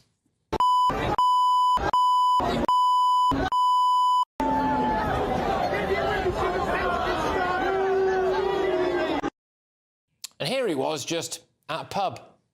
That man is not allowed in my pub. Get out of my pub. Go on. Get out of my pub. Look, at the end of the day, it's for you, the British taxpayers and voters, to make your own minds up about whether or not this multi-millionaire, luxury penthouse dwelling, designer suit and glasses wearing, voice coach using, Arsenal Football Club director's box and Taylor Swift enthusiast is really the socialist working class hero he may like you to believe he is. It's interesting because millionaires are fleeing Britain, but the one in Downing Street appears to be living it up. Let's get the thoughts from our panel this evening. We've got Daily Express columnist Carol Malone. We've also got former Labour Party advisor Matthew Larzer and the former chairman of the Tory party, Sir Jake Berry. Well, the revelation tonight, Carol, is it looks like Keir Starmer's still at it, really. 20 grand's worth of sporting freebies in the last year, more than any other MP. It is unbelievable. And, you know, he makes the distinction here. That is just for his sporting freebies. The figure, there was a figure, I think you quoted it before. Since 2019, he's had 100 grand's worth of free gifts and freebies. He tops the list of liggers of everyone. But, you know, it is incredible how they knew what the last freebie brigade did to their popularity. It tanked. And it's like they just don't give a stuff. They got their snouts in the trough as soon as they could, and they won't take them out. And, you know, the thing is, the average wage in this country is 37.5 grand a year. The average MP, the MPs earn about 91.5 grand. And if you're a minister and a prime minister, you get another salary on top of that. You don't need to take freebies. You need to be setting some kind of example. And I think it's why no MP should have a freebie, because what they all say is this is allowed, it's within the rules. Well, it shouldn't be within the rules, because if you give somebody something free, you have an ulterior motive. You might not want to get paid back for it then, today, tomorrow, next week, but there is a favour. And the perception is these people are in it for the money and the stuff they get and not in it to represent the constituents. Matthew, it's impossible for Keir Starmer to claim that he is, which, by the way, I don't think he's working class, but he likes to bang on about it. He's working class and he's for the working... Son of a toolmaker. He's for the working... Yeah, but did he own the factory? Yes. Anyway, it's for the working class man and woman. No working class man and woman in Britain has taken... What would that make it? Roughly speaking, 120 grand's worth of free stuff in the last couple of years or few years? No one's done that, apart from him. I mean, look, I think that, you know, discretion's the better part of valour, and certainly, you know, as we've discussed on this sofa, I think that Rachel Reeves taking the recent tickets up post the scandal was unwise. If you go down the list, quite a few of them are MPs who have major sporting venues in their constituents. So one who's right down at the near the bottom is Andrew Weston, who's basically the MP for Old Trafford. He's taken £2 grand's worth, and so he's effectively going to talk to one of the largest businesses in his constituency and have conversations with them. It's all declared. I think every MP needs to think about, does it pass the smell test? That, you know, I'm not sure that you know that a backbencher needs a £4,000 trip to the Olympics. However, if you know you have a major sporting venue in your constituency, and you're declaring it, is it sensible to go and support it? You could pay for it yourself, though, couldn't you? And this is Jake. You know, something I'll put to you here, really, which is that Keir Starmer's not short of a few quid. He's already got a season ticket at Arsenal, as it appears his son does as well, and he enjoys going to games with his son. You know, and fair enough, he's got a busy schedule, and, well, at least it looks like he has got a busy schedule anyway, but why can't he pay for those directors' boxes himself? He's got a lot of money in the bank. Why can't he just pay for it? Then that way, it doesn't look like he's grifting. Patrick, of course he could do, and any reasonable person would look at this and say, we expect him, you know, given his £160,000 salary a year, we expect him to pay for these sort of things. And also, why can't he sit in the stands? I mean, Prince William sits in the stands, the heir to the throne. Rishi Sunak was pictured in the stands when he was Prime Minister. This idea that Keir Starmer he can't sit with normal people because they might have a bit of a pop at him about destroying our country, it's for the birds. And what I think really sticks in the craw of voters and viewers here at GB News, look, if you get caught doing something first time round, and it's undeniable that he got a real beasting about all the free suits, the free tickets, the Taylor Swift, learn your lesson. Listen to the British public. He hasn't. He's straight back at it, which only says one thing. He either just doesn't care what you think, watching at home, which I personally think is the most likely. He's got a massive majority. I'm Prime Minister. I don't care what you, the workers, think who put me here. Or alternatively, he just is very, very tin-eared on this issue, and both of them are absolutely wrong. Can I get your itching game, Matthew? Yeah, just because, I mean, you know, I think you've got to remember your mate Boris Johnson had his wedding paid for by the JCB guy. Number one. Yeah, but the thing is, Prime Minister at the time, and number two, he was Prime Minister when he got married, wasn't he? No, he wasn't Prime Minister at the time. Because he just didn't and he had Dalesford Organics bags delivered to the end of Downing Street. We all saw the pictures. But Matthew, the Labour, most people can get onto Asda.com, can't they? The Labour Party are high on their own morality. They've spent years... High on their own supply, but... They've spent years being praised by other people for no other reason than they're not Tories. And they actually, I think the joke of this is they think they deserve these entitlements. And it just shows the sense of entitlement they have, that they can look at other people struggling in this country and behave like pigs with their snouts in the trough, taking every free thing on offer. And you know, the bottom line is, it's looking like that they are being bought. That's what it looks like. But whether that's true or not, the perception is that... And look at Lord Ali. Look at Lord Ali, the biggest donor that they have. Look at Starmer living in his 18 million quid apartment. Look at the clothes he took, the glasses he took, all the free trips. Look, if I'd been in Downing Street, I would have been, shouting at him to not take any more, to stop it. But he won't stop. But he won't stop it. That's the thing, they don't care. Why won't he stop? He's been caught. And for every working family in this country who's opening their gas bill, their council tax bill, their electricity bill, feeling their finances being squeezed, it is a disgrace that we have a Prime Minister who's put there by the people who just says, do you know what, I don't care, I like football, I'm going to keep taking the free tickets. It's disgusting. Keir Starmer and Rachel Reeves are slated to come after a lot more tax in the next budget. Yeah. if we look at what we think roughly the Prime Minister has taken in freebies over the last year or so, if you or I earned that, we'd be paying 45% tax on it, probably. Why can't they tax it as a benefit in kind? But this is the point. So when he talks about, in touch with the working man and woman, the common he's man really and woman, not. I stand up for. No. Just in the amount of freebies alone that he's taken, if that was your salary, you'd probably be paying 45% tax on that. I do put it to you, Matthew, that Keir Starmer, is going to have a massive job on his hands winning again some of those areas of the Red Wall that maybe will go reform, maybe they'll go whatever way, I don't know. But how on earth does he expect the people of Middlesbrough or Barnsley or any of these places to resonate with him when he's in the director's box at Arsenal with his son, wearing one of Lord Ali's suits? Having just been to a Taylor Swift concert the night before. Look, I think it's very hard for him to do that, and I think he needs to understand the political messaging here, and also the moral case for it as well. I mean, I think, as Carol was saying, maybe there's a case for the whole of Parliament looking at the rules, but particularly, if I was the Prime Minister, I wouldn't be doing this. But no MP should get a freebie. Just because of the job they do doesn't mean they should get free stuff. And that's what the British people are looking at. Why are you getting free stuff? I mean, people in corporate life get free stuff, but he's not in corporate life. He's the Prime Minister of this country, and he has to be seen to be whiter than white. And I think the bottom line is they don't care. They've waited so long to get into power. They've waited so long for the free stuff that they literally can't help themselves. Constituencies. Is it King's Cross and Holborn? It's Holborn, it's a Pancras. Includes King's Cross. So I was there at the weekend, right, and it's empty. And the reason why it's empty is because basically in the week you get a load of lawyers, isn't it? It's a bit ironically, it's a big area for the legal community, big area of people who work in finance, etc., who bust themselves in. And then at the weekend, it's empty. It's completely empty.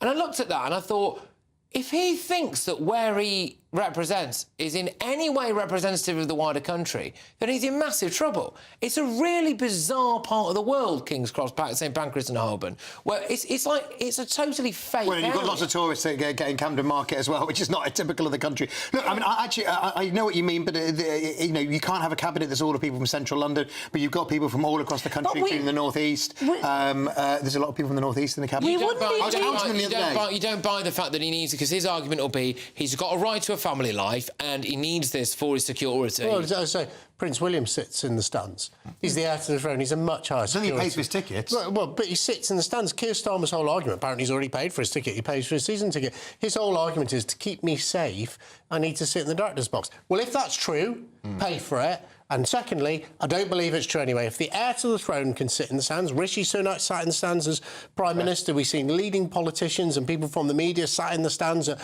major sporting events. Yeah. I just rather think he likes the director's box. He doesn't want to give it up. Doesn't matter what you at home think. He's going to keep doing it, whatever you say. Of maybe, perhaps what he thinks of Arsenal fans as well. I mean, if they're on the same team, quite literally, and they both support the same team, and they're there to watch a football match, does he really think that Arsenal fans would attack him? I find that hard to believe. But anyway, a spokesperson for the Prime Minister said this: the Prime Minister has strengthened the ministerial code to include principles on accepting gifts and hospitality, publishing data on a monthly basis, enshrining the 7 principles of public life into the code, and strengthening the power of the independent advisor, and highlighted that in October 2024, the Prime Minister reportedly paid back £6,000 worth of gifts, including Taylor Swift tickets, which I did mention earlier on. So a thorough right of reply from the Prime Minister. And if he's done nothing... All right. Now, it's time now for our biggest, ironically, and greatest Great British giveaway. Courtesy of Marquis Leisure, you could be driving away with this brand new Elnag Baron 560 motorhome. It comfortably sleeps 4, comes with sky roof, integrated kitchen and bathroom, and is worth over £67,000. And that's not all, as we'll also give you a further £5,000 in tax-free cash to make sure that wherever this motorhome takes you, it takes you there in style. For a chance to win a motorhome and cash, text WIN to 63225. One entry costs £2.50 plus 1 standard network rate message, or text BONUS to 63225. 5 entries cost £5 plus 1 standard network rate message. Go to gbnews.com/win. Entries start at £2.50. Call 0903 686 3232. Calls cost £2.50 plus your network access charge, or post your name and number to GB13 PO Box 8690 Derby DE1 9TT. UK only. Entrance must be 18 or over. Lines close at 4 p.m. on the 6th of June. Please check the closing time if listening or watching on demand. Well, coming up in just a moment.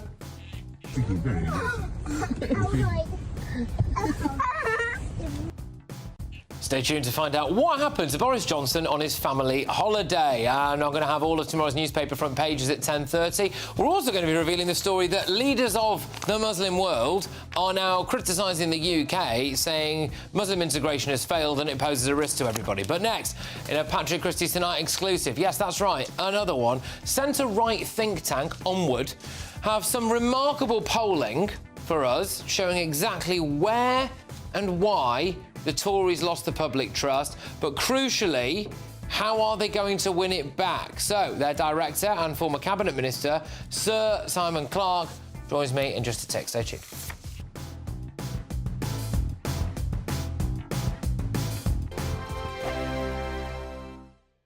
Westminster, the ultimate clique. And you're fighting like rats in a sack. But here on the Camilla Tominey Show, we ask the questions the establishment media is too scared to ask. OK, let me ask you a straight question, because I know you're a straight-talking politician. Whether it's net zero, illegal immigration or law and order, nothing is off-limits. You had the power then.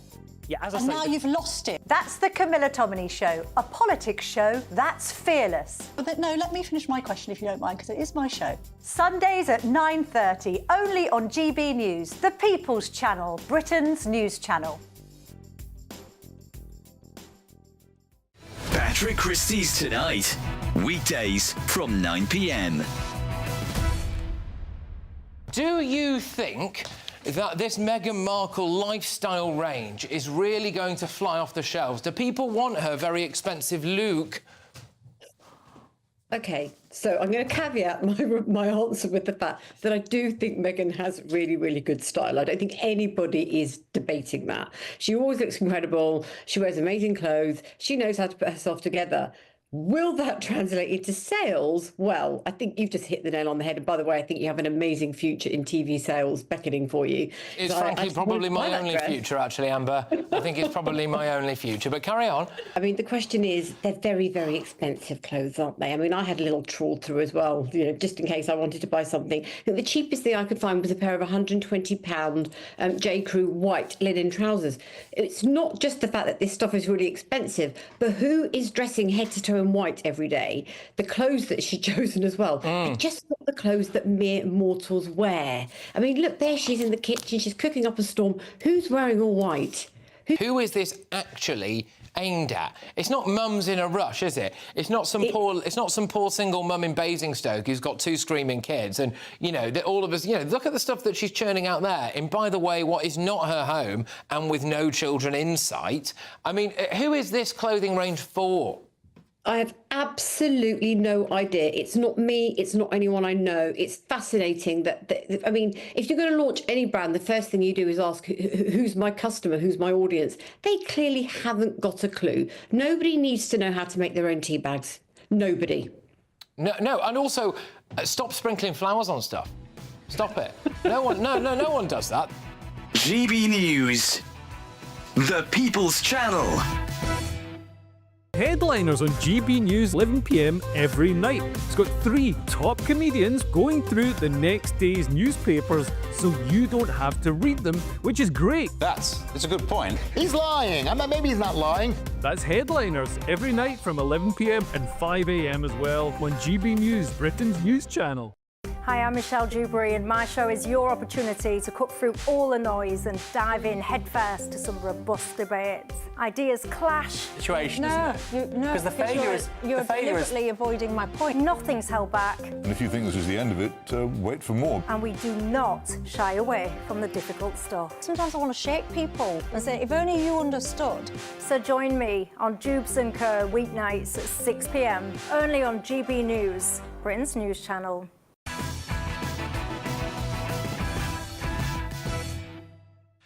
Welcome back. Big show tonight. It's another bombshell exclusive for you, this time about some polling data that I think will prove very, very important going forward. It's about where Tory voters went at the last election, but crucially, why, and therefore, where they go from here. So the answer, of course, is immigration, immigration, immigration. Now, among 2019 Conservative voters who defected to reform, 61% once believed the Tories would cut immigration.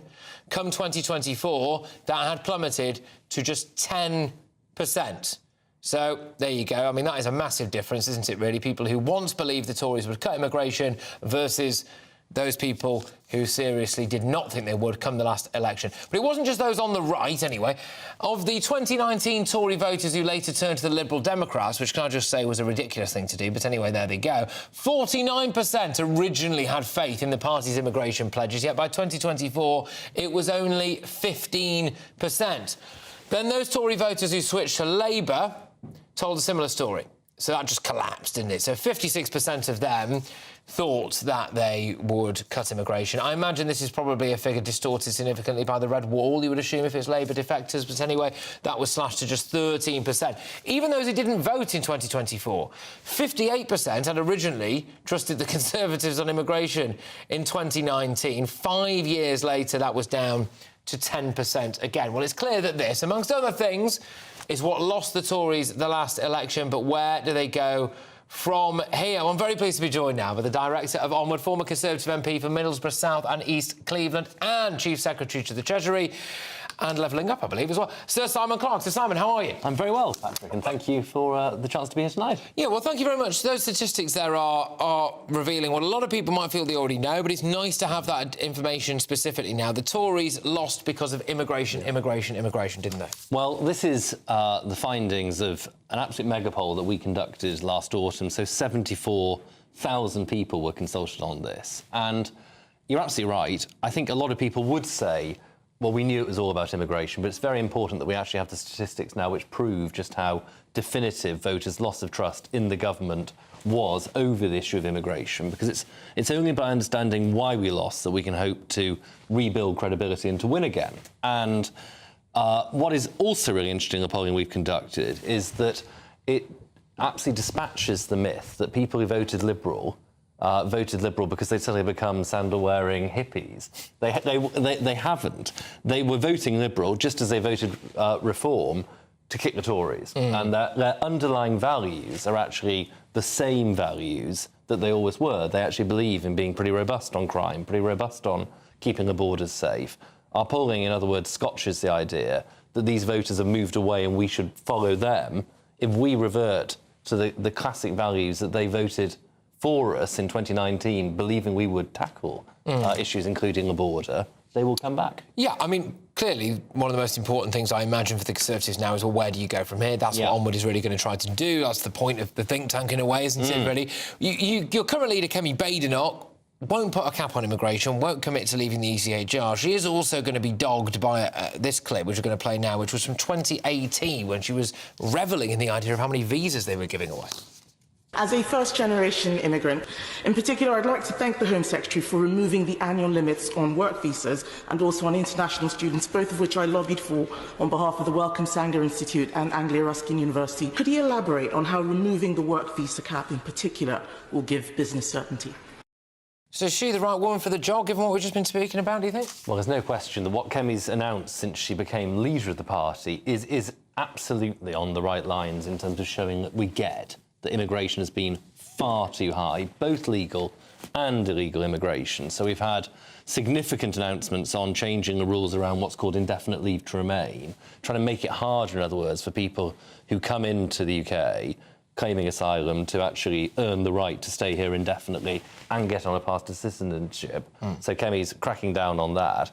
On the European Convention on Human Rights, there's obviously going to have to be action, right? The abuses which we see week in, week out, with judges backing people who are breaking the law by coming here illegally over our rights as citizens to have our borders enforced. I am absolutely confident this is something the Tory party will look at hard and get a much more robust answer on before we go to the next election. Yeah, some of those stats I thought were really interesting was not just about the Liberal side of it, which I think you're absolutely right. Those people voted Lib Dem, I think many of them just to get the Tories out, and they are very much gettable when it comes to getting them back in. But the Labour switches that we had on the screen before, I imagine a lot of that was red wall, because Boris did so well in the red wall. So how do you fight off Farage in those working class areas? I mean, that is a really good challenge. Obviously, that's what sits at the heart of probably the rest of this Parliament, is how do we convince the people who lost faith in us that we are serious about these issues. And the only answer is that we need to demonstrate by firm commitments which are written in blood that we really do get this, and that is something which you earn over the course of a multi-year period. You've got to keep stating unequivocally, if we get in, this will be the system that we have in place, and this is the result that will flow from it. And you make something which is so categorical, so black and white, that we can't resile in the way which, sadly, we did do during the last Parliament. We made some serious mistakes on the calibration of the points-based migration system. We got that wrong, and what our polling shows is that by far and away, the immigration question was why we lost the last election, and all other issues were ultimately, by some distance, secondary to that. We have to recognise as well, and this is another thing that comes out of the Breaking Blue report that this all references, that the 2015 Conservative coalition, the 2010 Conservative coalition, leaning heavily into the south of England, trying to squeeze every last seat that we could out of the Liberal Democrats in the south, that is not a coalition that's going to come back naturally. And that the opportunity for the Tory party lies in winning back seats, obviously in the south, but also in the Midlands and the north, where we lost them in large numbers. It's only by leaning into that coalition that we have a chance of winning a majority. If we're going to satisfy that coalition, we have to get stuff on the board. There are a lot of people, dare I say it, around certain areas like Leicester, Birmingham, big parts of the northwest of England, around Rochdale, etc., etc., etc., who, if they were to think back to what their town or their city looked like 14 or 15 years ago, if you could get them to press a button and go back in time, I suspect many of them would. And much of that is due to immigration, rapid demographic and cultural change. And for them, they are probably thinking, well, the Tories were in power for that, so why should they trust you now? Well, I think as I say, we have to both own what we got wrong and also show that we will stop it from happening. So I think reform of ECHR issues, the European Convention on Human Rights, to crack down on the illegal routes is absolutely critical. On the legal migration routes, we just need to have the most robust targets in terms of bringing visas. So you are talking about a cap on numbers. You think you need a cap on numbers and you need to leave the ECHR? I think we definitely need a cap on numbers. And my personal view has long been that we need to leave the European Convention on Human Rights, which is the only way I think you'll stop the abuses which we see. Do I think that leaving the ECHR solves every problem? No, because there are issues with UK domestic case law as well. So it's not just as simple, sadly, as leaving the convention. But I do think leaving the convention is the only way you will stop the bulk of the abuse. It's really interesting, because look, onward, I appreciate that many people at home, just watching wherever, might not necessarily get this, but you are the kind of premier centre-right think tank that has got the ear of the Conservative Party, and you will presumably be going and telling the leader of the Tory party that if she wants to have a chance of winning the next election, she's got to campaign on leaving the ECHR, and she's got to put a figure on migration. What's that figure going to be? Well, I think the only answer for the Conservatives in the next election is to show that we get it on migration. And we long talked about having a figure in the tens of thousands. We obviously saw figures which were in the high hundreds of thousands. That is totally unacceptable. For me, it's not a case tonight of setting an arbitrary figure, but it needs to be at the very low end of that spectrum. I do not think there is any public appetite at all for migration the equivalent of a city the size of Sheffield arriving in the UK every year. No. That is nuts, and it's a big reason why the Tory party is in opposition today. Yeah, well, look, thank you very much, Tony. It's tremendous to have you on the show. I do hope to get you back on again at some point soon. And thank you to everyone at Onward. And there is, as you were alluding to, there's a much bigger report out, isn't there? There is. So the video, which you can find on YouTube, sets out what the Breaking Blue report that we commissioned shows. And as I say, it shows immigration's at the heart of it. It shows that Lib Dem and Reform voters who switch from us alike care about the borders. And it also shows that 2015 coalition isn't there to be rebuilt. We've got to go hard on those voters in the Midlands and the North. Lovely stuff. Well, thank you very, very much. Sir Simon Clarke there for you. Yeah, do check that report out online. It is on YouTube and other forums. Coming up, got all of tomorrow's newspaper front pages as well. Oh, and can you just tell me what happens next, ironically, to Boris Johnson here?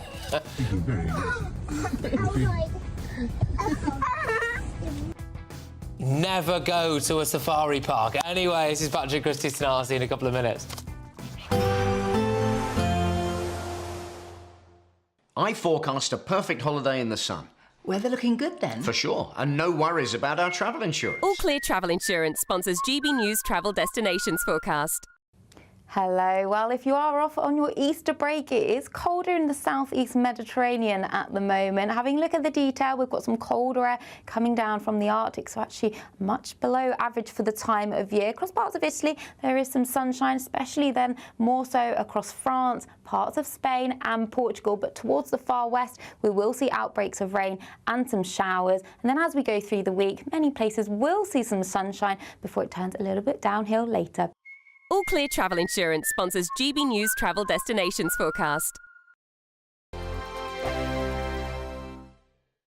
Hi, I'm Michelle Dewberry, and my show is your opportunity to cut through all the noise and dive in headfirst to some robust debates. Ideas clash. Situation, isn't it? Because the failure is... You're deliberately avoiding my point. Nothing's held back. And if you think this is the end of it, wait for more. And we do not shy away from the difficult stuff. Sometimes I want to shake people and say, if only you understood. So join me on Jubes & Co. weeknights at 6 p.m, only on GB News, Britain's news channel. Mornings don't have to be tiresome, especially if you have the right company. Wake up to news as it happens, opinion and debate, and of course, a little bit of entertainment too.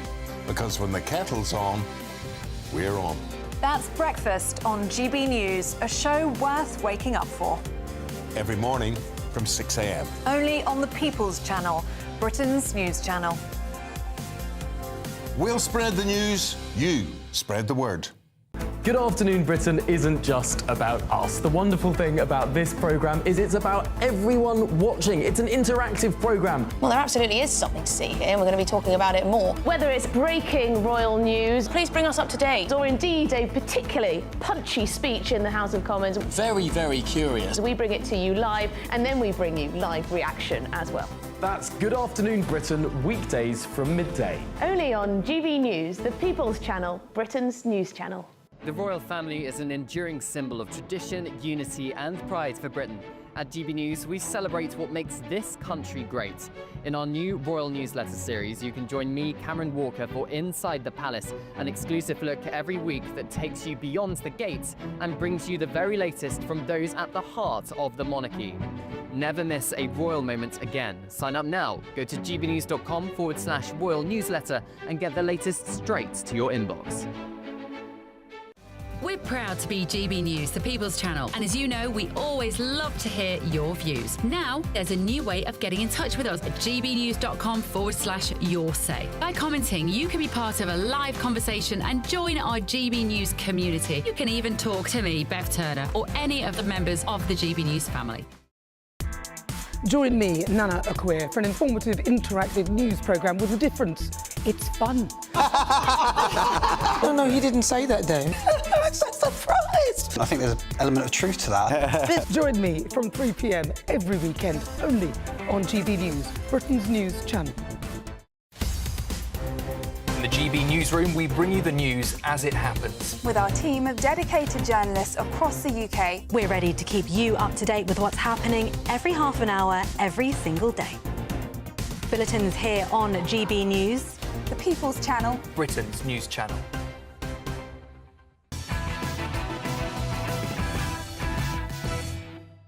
OK, welcome back. So, we've got all of tomorrow's newspaper front pages for you now. The Metro, Trump's medicine helps the world's economy go down. There you go. The Independent, recession fears as shares tumble on Trump, quotes, medicine. The Mirror, gift of life, baby born after UK's first womb transplant. Donor Sisters, amazing act, incredible human interest story on the front there. The iPaper, billions wiped off pensions amid worldwide stock market turmoil.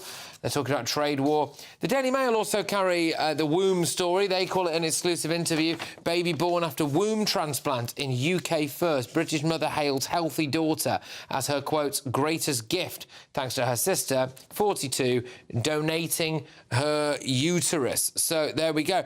So a variety of stories on the front pages tomorrow, but I wanted to talk to you about this. A shocking new survey has revealed that half of young British Muslims feel disillusioned and isolated and disconnected from the country they call home. Less than 1 in 10 Muslims aged 18 to 24 think Britain is a tolerant country.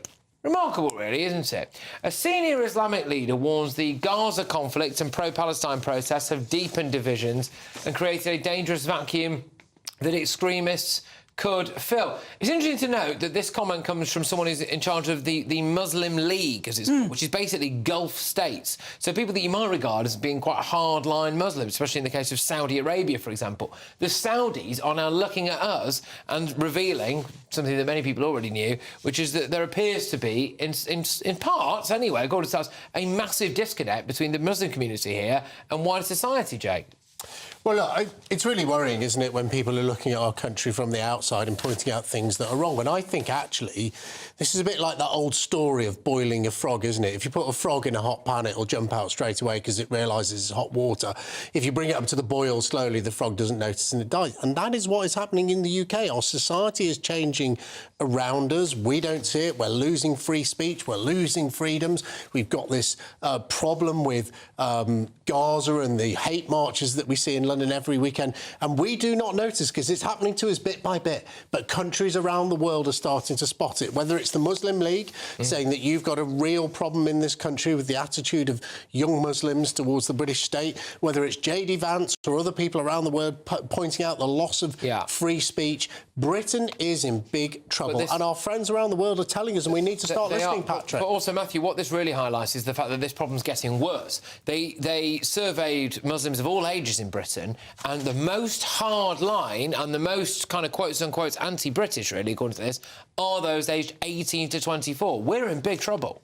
Well, I think it's depressing findings, and I think that it's, there is clear division in the country. We saw that at the general election, when for the first time we saw people elected on effectively a kind of communal ticket, representing specifically people who are angry about Gaza in very heavily Muslim areas. I mean, I think we've got a bigger job to do on integration. I think it has to be an honest conversation both ways. Carol, I mean, these reports would indicate that perhaps people don't really want to integrate. Yeah, well, I think that's true.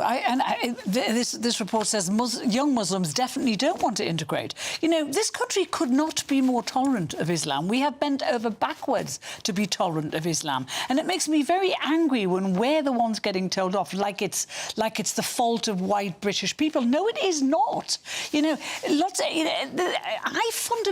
I believe everyone should be able to celebrate whatever religion they are. However, there are lots of things about the Muslim religion that I do not celebrate. The fact that they render women, in many instances, to second-class citizens. I do not agree with that. But I'm meant to tolerate it, and so I do. But there are lots of aspects of the Western culture that Muslims do not tolerate. So how do you integrate that? I don't know. Well, there we go. Well, when I come back, I've got some more front pages for you. I've got an astonishing clip of Boris Johnson and an ostrich, and a talking parrot that saved a woman's life. Stay tuned. Exciting news. Every Friday, my Christys Tonight show is going to have a twist to it. We're welcoming some special guests. You. That's right, on Fridays I'm going to be doing my show in front of a live studio audience, because this show is about you and what you have to say. It's going to be the same big debates, same big topics, same big opinions, but every Friday night at 9 p.m. you are invited to come on down to Christys Tonight to be a part of the action. Only on GB News, the People's Channel, Britain's news channel.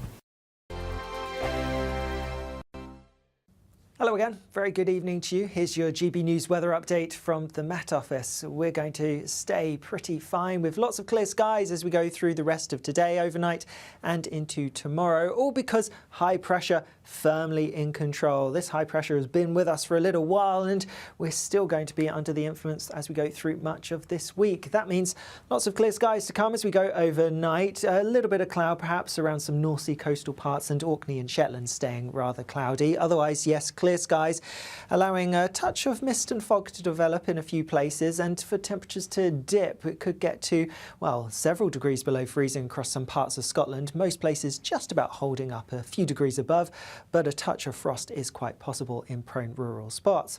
First thing tomorrow morning, any mist and fog should relatively quickly clear. There's likely to be a little zone of cloud to the south of London like we saw through this morning. Otherwise, plenty of blue skies across much of England, Wales and Northern Ireland, though towards the North Sea coast, still a bit more cloud here, and some eastern parts of Scotland also seeing a bit of cloud, some mist, some fog, some murkiness perhaps, and that could be a little bit slow to clear for some of us. Always cloudiest though towards the far north of Scotland, particularly Orkney and Shetland. Again, similar to today really, it is going to be often quite cloudy here. As we go through the day tomorrow, plenty of sunshine on offer yet again. Perhaps a little bit more high cloud than we've seen through today, so the sunshine may be a little bit hazy at times, and there could be some thicker cloud towards parts of East Anglia and Lincolnshire. But actually, temperatures are likely to be a little bit higher, a degree or so, so highs of around 18, 19 Celsius perhaps. As we go into Wednesday, and a bit of a change because of the position of the high pressure. So eastern parts going to be dragging in quite a bit of cloud here. So a cloudier story than we've seen of late across the east. Further west, though, plenty of sunshine and again, feeling pretty warm. More fine sunny weather to come as we go through the end of the week, though there may be a bit of rain starting to push into the far north later on. I'll see you again soon. Bye-bye.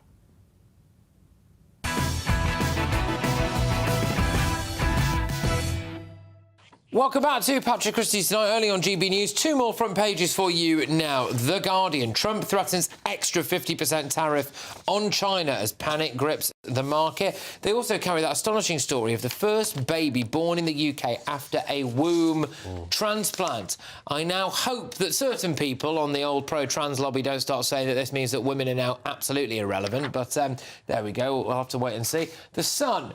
Arrest at City Derby.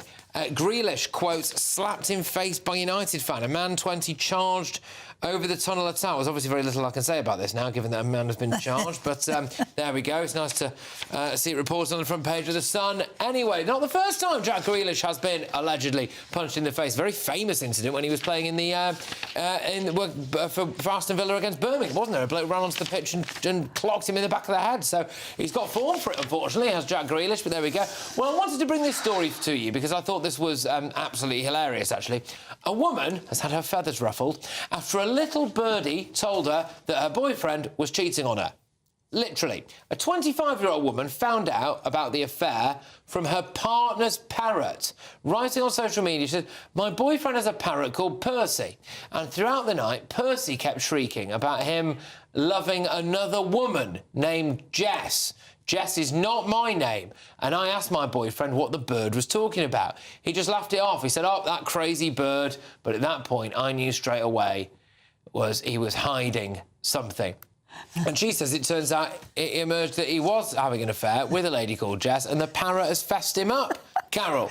Maybe Jess taught the parrot her name so that it would blow the secret. Maybe Jess knew there was two of them and was going to get rid of... Oh, so she kept saying to the parrots... I'm Jess. He loves I'm Jess. Jess. He loves Jess. Yeah. Try and force it to a conclusion. I mean, we talk about technology and having these speakers in the corner listening to us. If you've got a parrot, you don't need to worry about big tech listening to you, do you? You've got your parrot doing it. Yeah. Absolutely. I mean, there you go. What a way to go, though, to be honest with you, seriously, to get finally caught out. And it's because your own parrot's grassed you up. We did actually try to get that lady on. She didn't want to come on. We also tried to get the bloke on. He obviously didn't want to come on. What about Jess? The parrot's now dead. Percy the parrot is dead. Yes. That's awful. Do we suspect... I'm hoping it was natural causes, but of course he did grass his owner up. So foul play. You never know, do you? You never know. Anyway, talking of massive birds, former Prime Minister Boris Johnson jetted off on a family holiday to Texas. His wife, Carrie, has been posting wholesome updates of the trip on her 101,000-strong Instagram page. But one clip from a visit to an animal park has caught the public's eye. Shall we have a little look and a listen?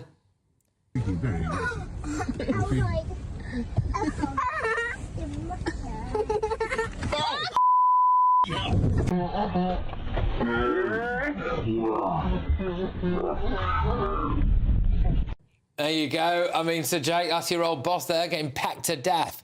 You miss him, don't you? Come on, come back, Boris. I miss him. I miss him. You don't miss him because he battered the Labour Party. No, 27,000 pounds worth of freebies he took during the lockdown while Britain was suffering. 100 grand less than Keir Starmer. Yes. 100 grand less than Keir Starmer. There you go. Never go to a safari park, though, seriously. The last time I went there was with my mum and dad, and the monkeys nicked number plates, the windscreens, they defecate and bonk on your bonnet. They do all sorts of stuff. They're completely shit. Seriously, why does anyone go to a drive-through safari park? The only way to go is to go in a rented car. Or as a passenger in someone else's car. Or as a passenger in someone else's car. Absolutely. The utter filth you see in those places, remarkable. Anyway, I believe that we might be able to whiz you over to headliners now, because tonight is going to be presented by Josh Howie. Josh, there's lots to go at here. I mean, there seems to be this first baby born in the UK after a womb transplant. So I said before, I hope that doesn't mean that certain people now think women are totally irrelevant, but there we go.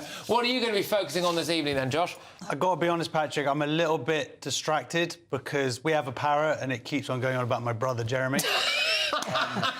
So I've sort of forgotten about the newspapers now. But yes, we a step closer now to men being able to actually give birth.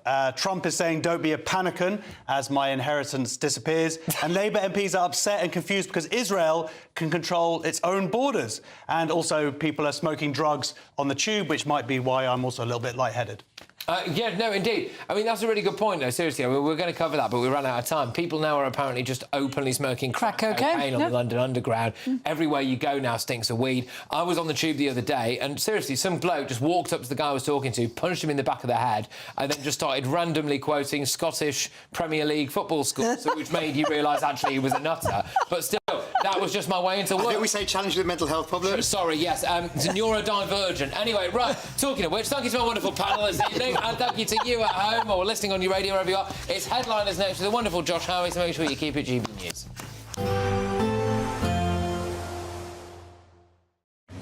Even though we'll see a cloudy start, it'll be a bright outlook for the rest of the day.